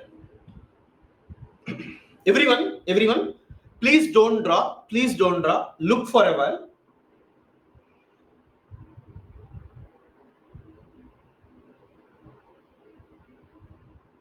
Guys, let me assume this is a piece of land. It is very hot. As it is very hot, air above it will have low pressure. Okay. So this will have low pressure. So you tell me, low pressure basically means air will converge from different directions. Please see for a while, later you can. Okay, air will converge from different directions. As air converges from different directions, and as air cannot enter into the low pressure area, there will be circulation. Okay, there will be circulation like this. So what is going to happen? The circulation is moving like this. So as circulation keeps on moving like this, slowly air starts rising. So how to show that? You see, you will have a low pressure area, air will converge, and this converging air will rise.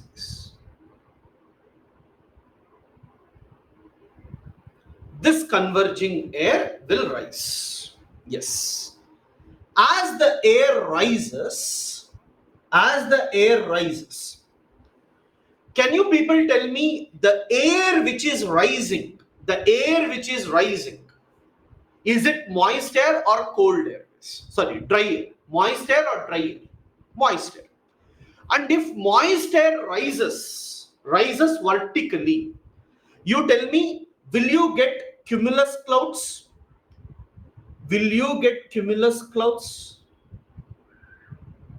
Okay. You tell me, if the air rises till 8 to 10 kilometers, if air rises for 8 to 10 kilometers, then which clouds will you have?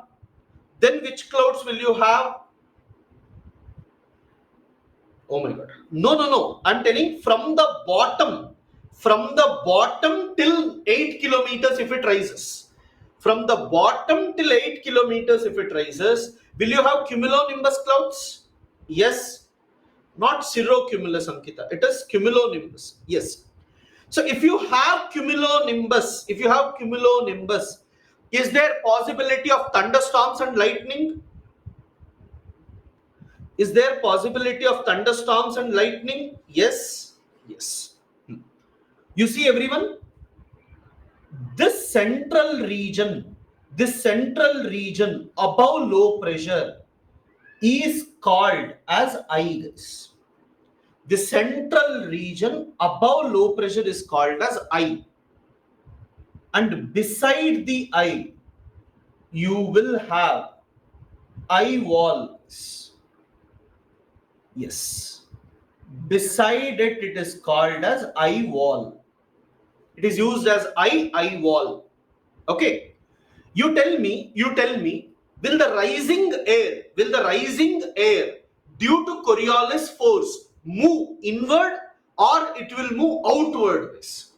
You tell me, will it move inward or will it move outward?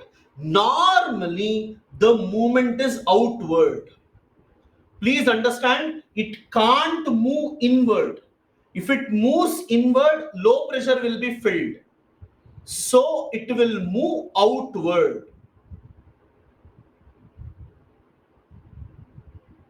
Okay, now, if it moves outward, will it form clouds, guys? When it moves outwards, will it form clouds?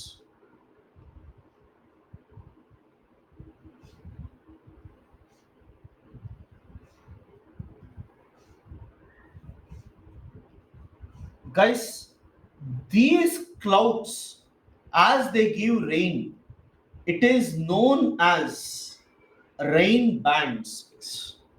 These clouds as they give rainfall, it is known as rain bands. Ma'am, inward it cannot come due to Coriolis force. As I told you, Coriolis force will be pushing it outwards. So all the air rises like this and start moving outwards rather than moving inwards, because I told you Coriolis force doesn't allow it to enter into this region. Zarana, what is the problem? You have problem with the word I?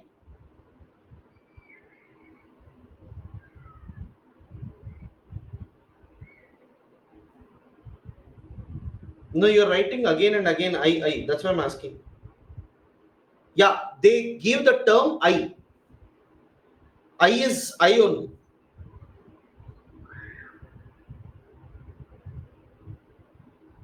Yes. So,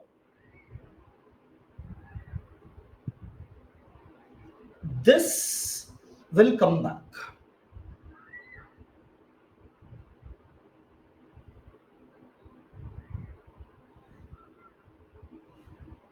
See guys, center of the cyclone you will have I. Beside I you will have eye wall. You will have rain bands. This is called as structure of tropical cyclone. This is called structure of tropical cyclone. Now my question to you is, you tell, I, will you have more air particles or less air particles? You see guys, low pressure is there. Low pressure is there. Will you have less air particles? Less air particles. Can I call it as doldrums also?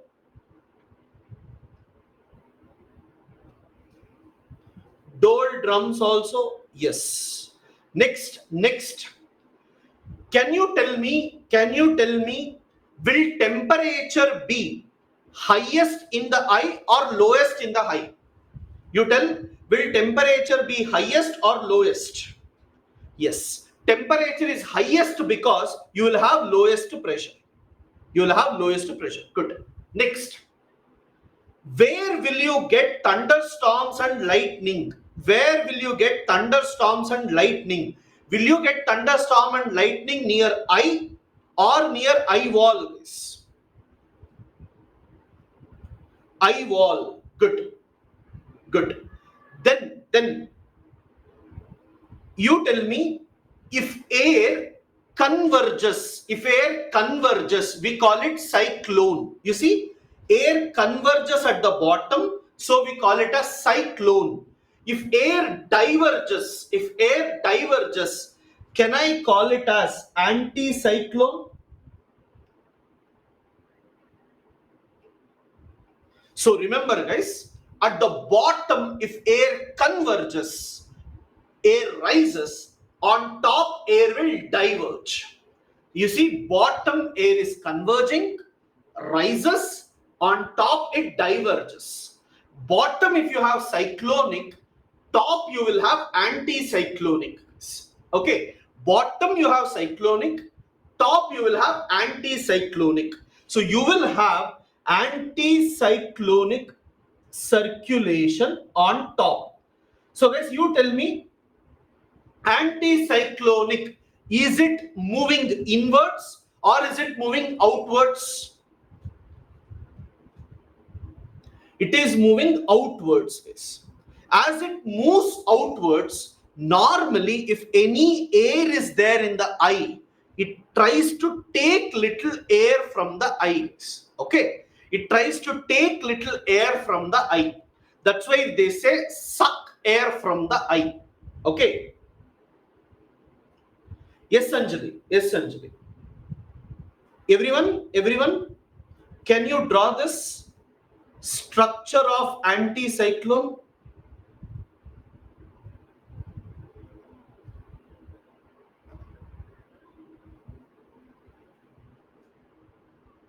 Sorry, structure of tropical cyclone. Yes, Abhishek. Ma'am, cyclone is inward, anticyclone above is outward. Anticyclone will suck the air from below.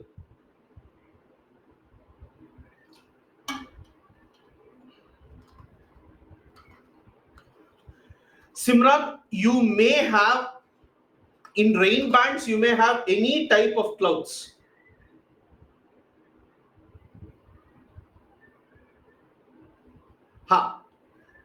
Normally, if you have high pressure at the center, we call it as anticyclone. Good. But diverging air is also anticyclone. Remember, if air is converging from one side, obviously air should diverge at the other point. So, if air is moving towards inside, we call cyclonic. If air is moving away, we call anticyclonic. If you have low pressure at the bottom, obviously air is rising. As more air is rising on the top, then only air will diverge. So at that point, you will have little high pressure.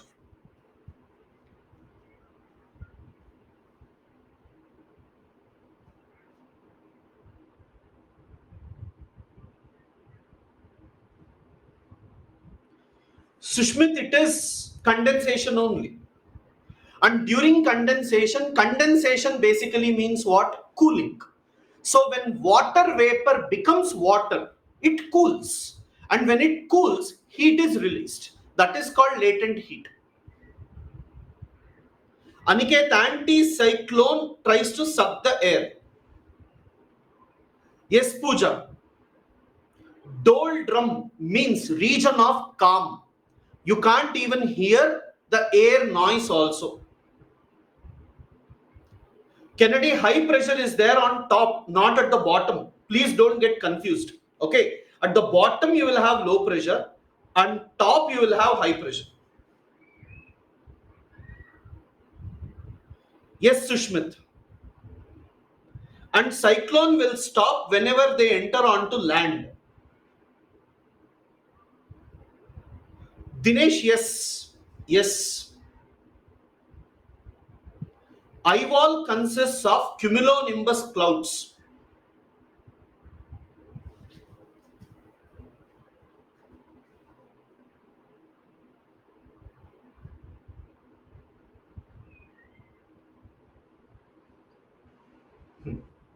Aditya, you tell me overall temperature of southern hemisphere is more or northern hemisphere is more. I'm talking about ocean. Ocean temperature, if I take. So you tell me, in the northern hemisphere, if it is having more ocean temperature, then obviously cyclones will also be formed more in the northern hemisphere.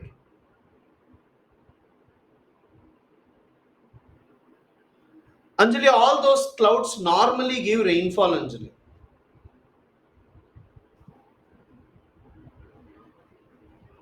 Kennedy, you can say anticyclone means diverging air. Okay, diverging air is the primary condition, whether there is high pressure or not.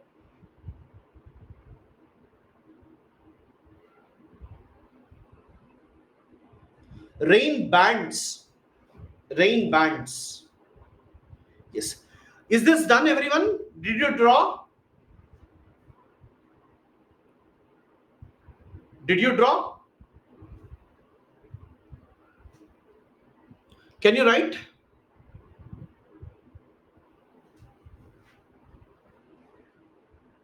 Abhishek, I didn't understood the question. What is the meaning of air covers the rain band also? I didn't understand.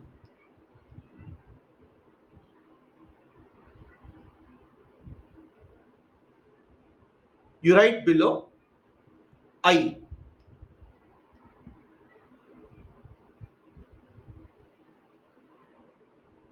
At the center of tropical cyclone, we normally observe a low pressure area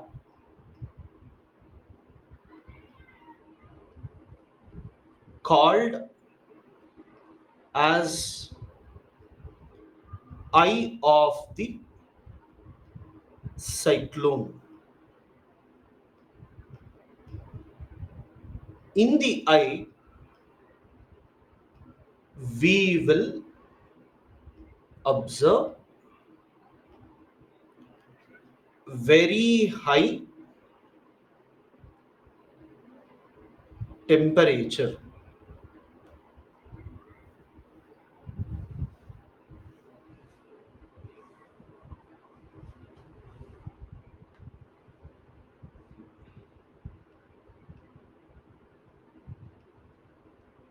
In the eye, we will observe very high temperature, and as this is low pressure area, it is also called doldrums.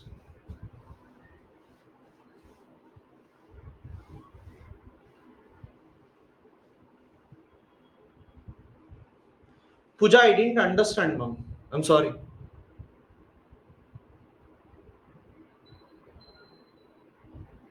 Called as doldrums. Next,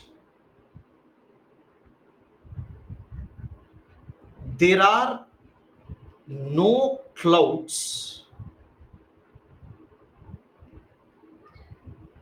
in the eye, and sky is clear.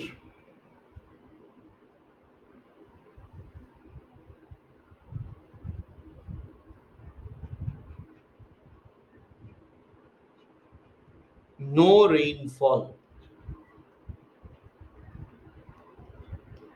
in the eye.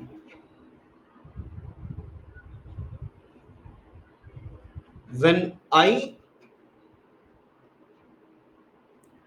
enters onto land,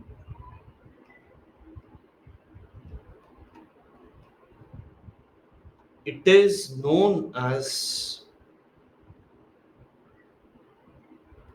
landfall. When eye enters onto land, it is called as landfall.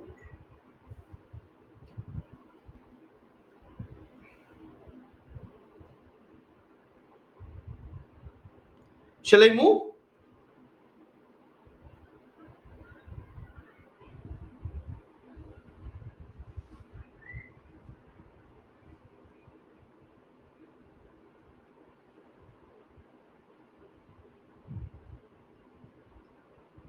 Eye wall,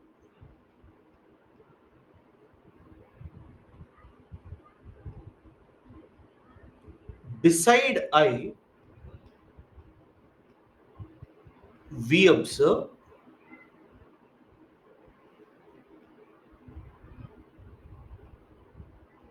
cumulonimbus clouds that give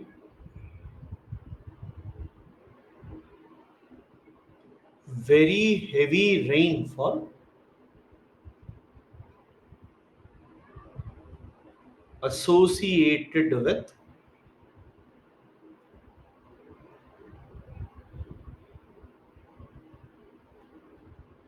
thunderstorms and lightning.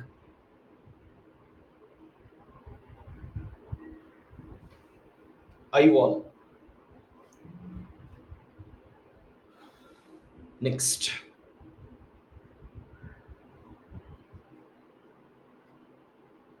yes, Chandru. Rain bands.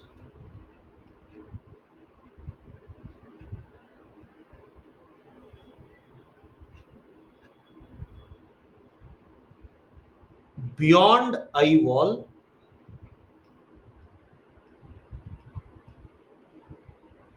we observe rain bands beyond eye wall. We observe rain bands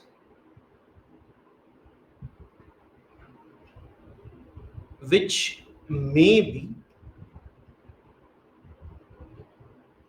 made up of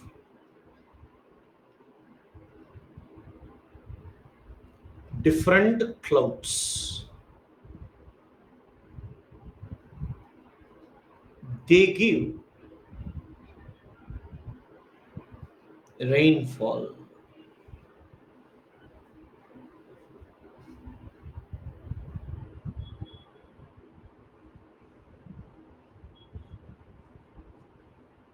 Okay. Done, guys?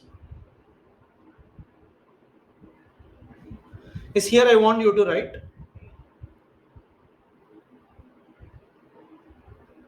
area of an eye is 15 to 30 kilometer. Area of an eye is 15 to 30 kilometer. Done, everyone?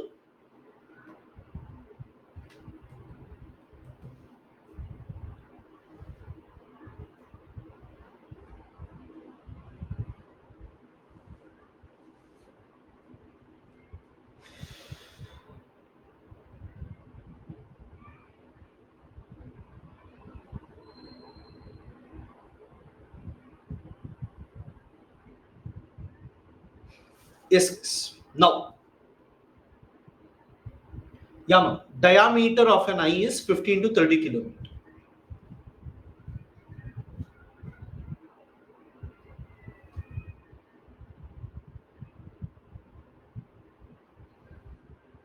Next is everyone see here.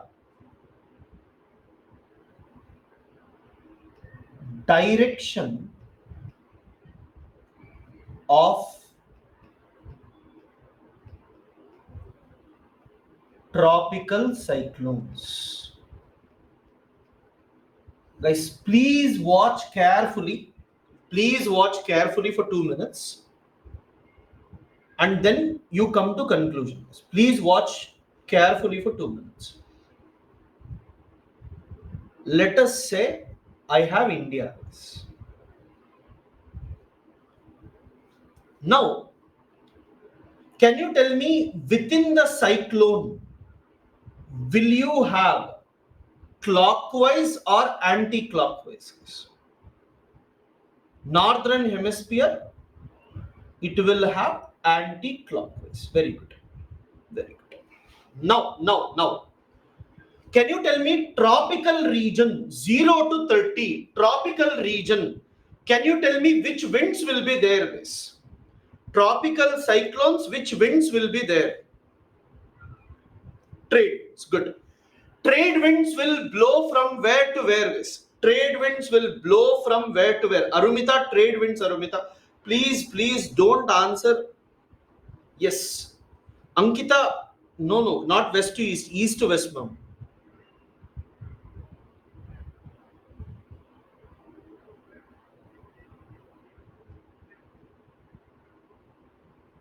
East to west.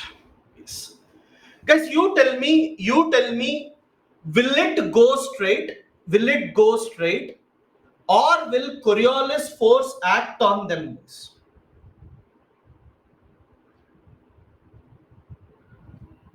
Can I say Coriolis force will act? Coriolis force will act at right angle. Yes, you tell me, if Coriolis force acts at right angle, can I say the resultant is northwest? Resultant is northwest. Okay. Then you tell, will Coriolis force act again? If Coriolis force acts again, the resultant force will be north. Everyone, please see carefully. Again, you keep drawing when I am writing and then don't ask. You see, under trade winds, Everyone see carefully. It is blowing from east to west. Due to Coriolis force, it will turn towards right, northwest. Then it will turn towards north. Then it will turn towards northeast. Then it will turn towards east. Can I say due to this it is moving like this, guys? Can you tell, is this clockwise or anti-clockwise? Is it clockwise or anti-clockwise? Clockwise. Please understand. Please understand. Cyclone circulation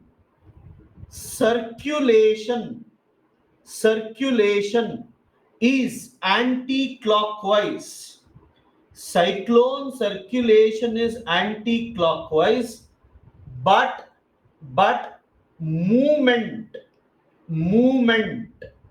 is clockwise. What is the meaning of this? Please understand, everyone. See here, if this is a cyclone, the bottle will move anti-clockwise. Okay, bottle will move anti-clockwise. But you see, circulation is anti-clockwise, but movement is clockwise. I'm repeating. You see, the bottle is circulating anti-clockwise, but it is moving clockwise. That is the meaning of this.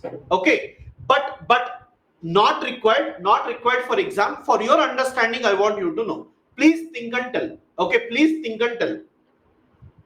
Will you have? Look at this. Cyclone. Is it moving from Tamil Nadu, Andhra, Odisha, West Bengal? Can you all check?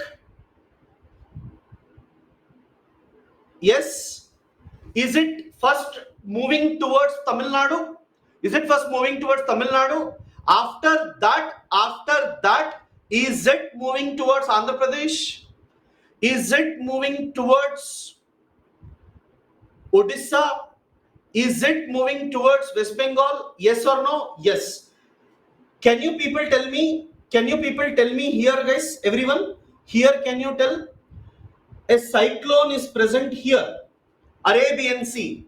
First, will it move towards India or will it move away from India?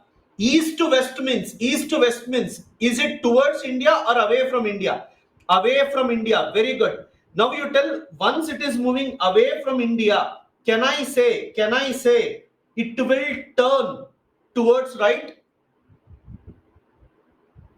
It will turn towards right, then it turns towards right, then it turns towards right, then it turns towards right. Yes. Can I say it moves towards Africa, it moves towards Yemen, it moves towards Iran, it moves towards Pakistan, then it moves towards Gujarat? Do you all agree? Yes. Guys, remember, anywhere, if there is landfall, it will die. Okay, if there is landfall, it will die. But if there is no landfall means what? Entering onto land. If there is no landfall, it won't die. At that time, it keeps circulating. Okay, Anuj, remember, on landfall, if it is there, it will die off. It won't move further. If land is not there in the ocean, the movement will be clockwise. Are you all understanding this? Yes. Can you tell me, in the southern hemisphere, it will move from east to west, correct? Then can I say it will turn left? It will turn left. It will turn left. Can I say it is anti-clockwise in the southern hemisphere? Huh.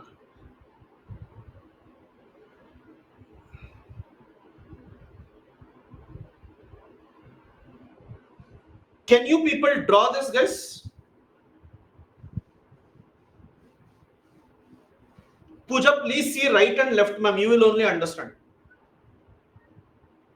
Can you draw this, guys?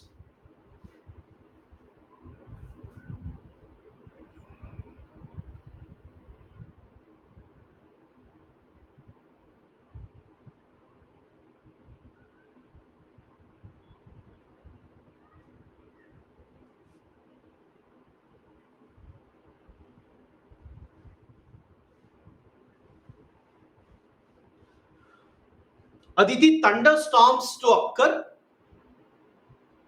cumulonimbus clouds must updraft. That is, air should rise. Whenever air rises, cumulonimbus cloud rises, then there will be collision between different particles, which leads to lightning, and lightning can also lead to increase of temperature, and that can lead to low pressure, and that can also lead to what we call as thunderstorms. Everyone, did you draw?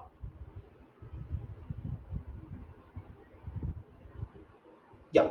Abhishek, mostly we feel cyclone is coming towards Tamil Nadu, but it won't enter into Tamil Nadu. It will go to Andhra Pradesh. Okay. And sometimes we feel cyclone is coming towards Andhra Pradesh, but by the time it enters onto land, it may go to Odisha. So, if landfall occurs in Tamil Nadu, it will not go to Andhra Pradesh.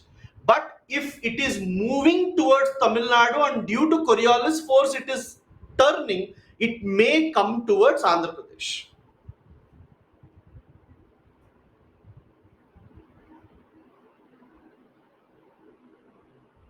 Yes, Aditya, it can. It can.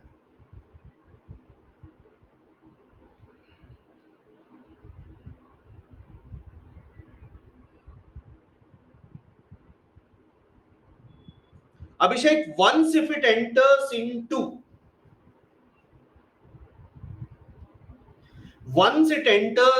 land, no more cyclone. Cyclone dies.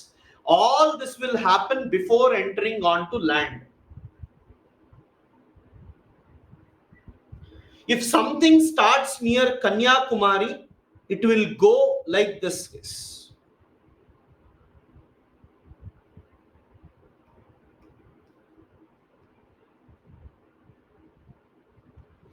Everyone write with me.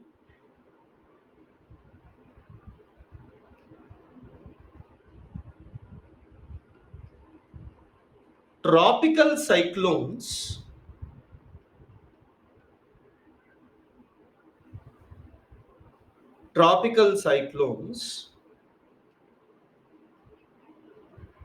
are not,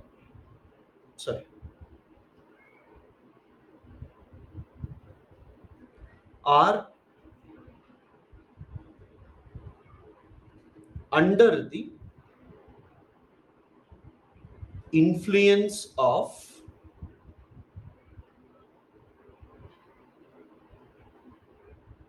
trade winds. Tropical cyclones are under the influence of trade winds. And due to this,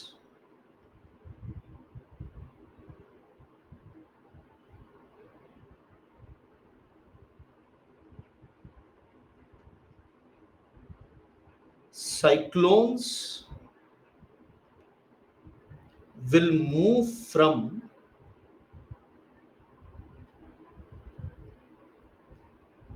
east to west, and then in northern hemisphere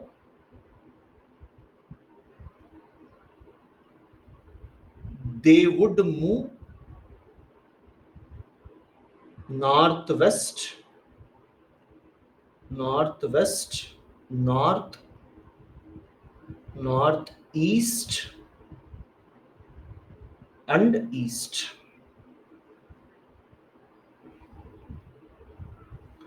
Northwest, northeast, and east.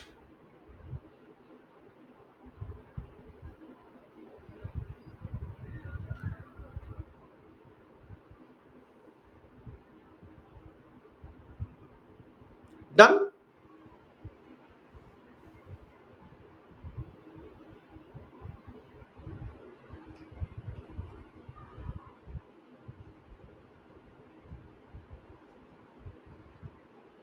In southern hemisphere,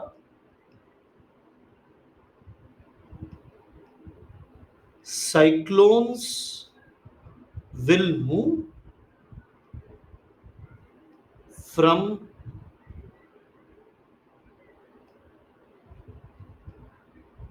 east to west and then circulate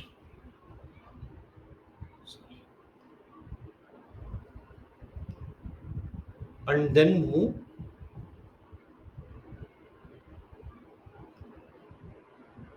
southwest, south,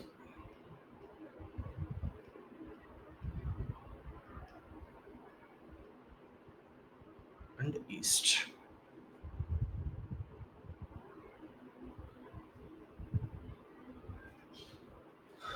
No, Kamalpal, when ITCZ is over India, you will not have cyclones.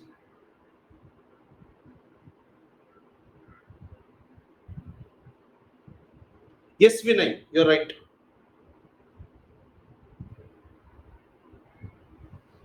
That is, in southern hemisphere,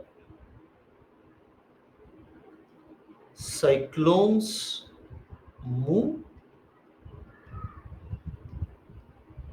anti-clockwise.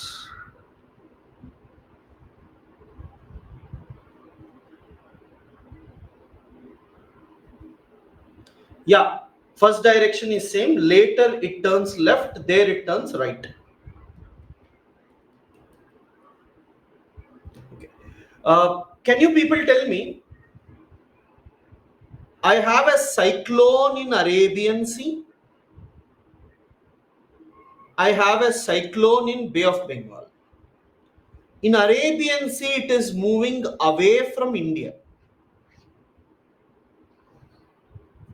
In Bay of Bengal, it is moving towards India. Can you tell me which coast of India is more affected this? Which coast of India is more affected due to cyclones? East coast or west coast?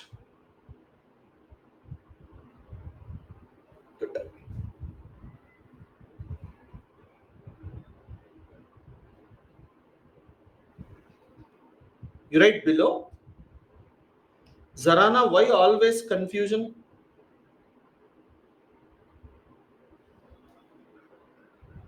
As cyclones move from Bay of Bengal towards east coast, and as they move from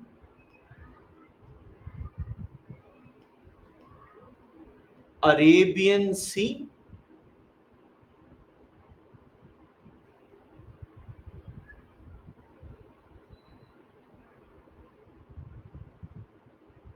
away from west coast, east coast is more affected. Yes, everything comes towards east coast, so it gets affected. Gautika, Zarana, please see, here, it is coming towards east coast. If it is coming towards east coast, this entire east coast is affected. But as it is moving away from west coast is not affected.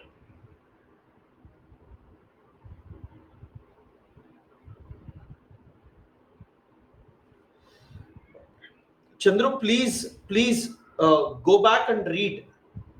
Circulation is anti-clockwise in northern hemisphere, clockwise in southern hemisphere. We saw no in the beginning. Why confusion again? Same topics again and again. If you get confused, it's difficult.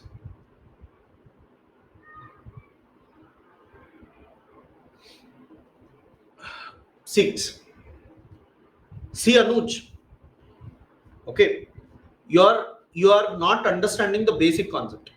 The basic concept is, if cyclone comes and hits Tamil Nadu, it will not go here. If cyclone hits Andhra Pradesh, it will not go to Odisha. If cyclone hits Odisha, it will not go to West Bengal. So Tamil Nadu, Andhra Pradesh, Odisha, and then West Bengal. Okay. Here, Tamil Nadu is getting rainfall. Like, what is this? Andhra Pradesh is getting rainfall. Odisha is getting rainfall. West Bengal is getting rainfall. Cyclone is affecting entire east coast. You take west coast. What is happening in west coast? It is going away. Kerala is not affected. Karnataka is not affected. Okay, only Gujarat is affected. That too what? If you have 10 cyclones, one will come and hit Gujarat because it will enter onto land. So Maharashtra, Goa, Karnataka, Kerala is very less affected. Is very less affected. Simran, for it to come back, it will take time.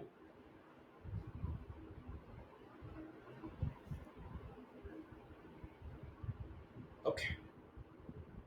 Done?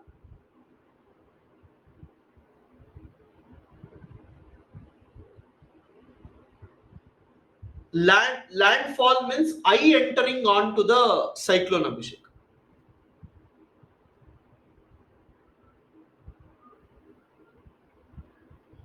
Not necessarily, Vinay. If it enters into Tamil Nadu is affected. If it enters into Andhra Pradesh, AP is affected. Yeah. Lakshmi, frontolysis means death of cyclone. Frontogenesis means formation of fronts.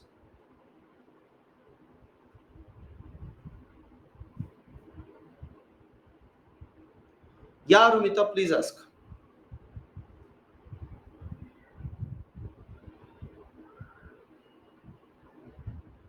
Vinod, cyclones won't get rainfall to Karnataka. That rainfall for Karnataka is, let's say, near Tamil Nadu, you have a cyclone formed. This is I. I is in the ocean, but rain bands would have come to Karnataka. And rain bands will give rainfall.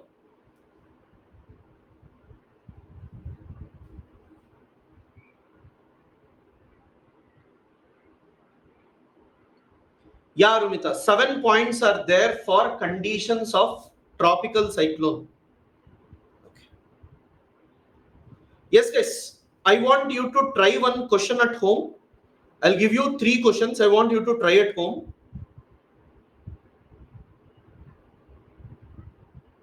Write.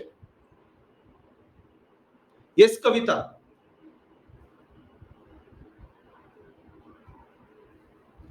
Write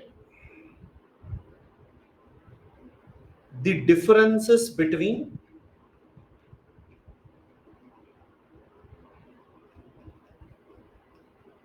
tropical cyclone and temperate cyclone.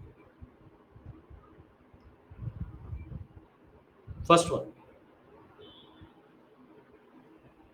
10 marks. Why cyclones are more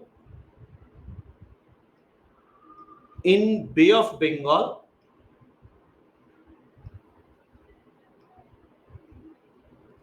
compared to Arabian Sea? 10 marks. Yes, Pooja.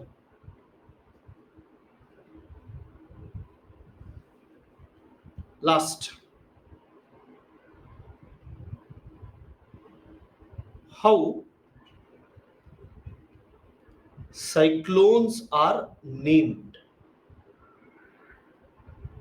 Yes, you might have heard cyclone Hudhud, cyclone Biprijoy. Like, how are they named? 10 marks.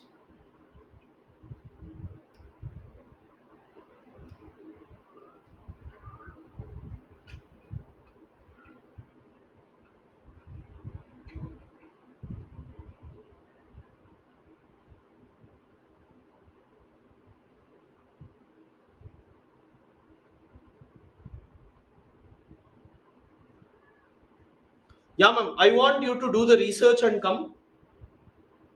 I will teach you tomorrow.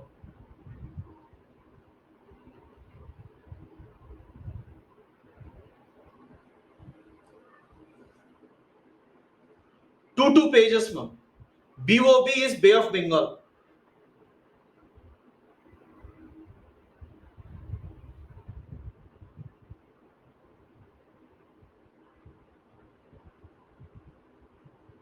Okay.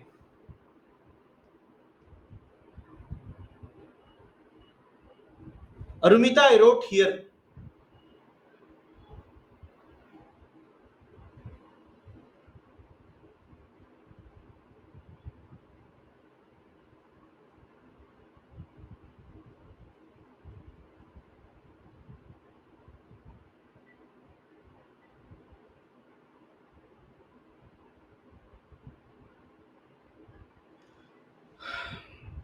Guys, 150 words.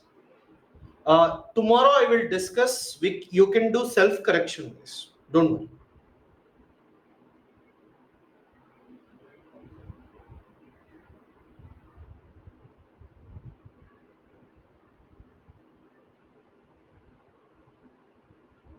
Thank you, guys. We'll meet tomorrow.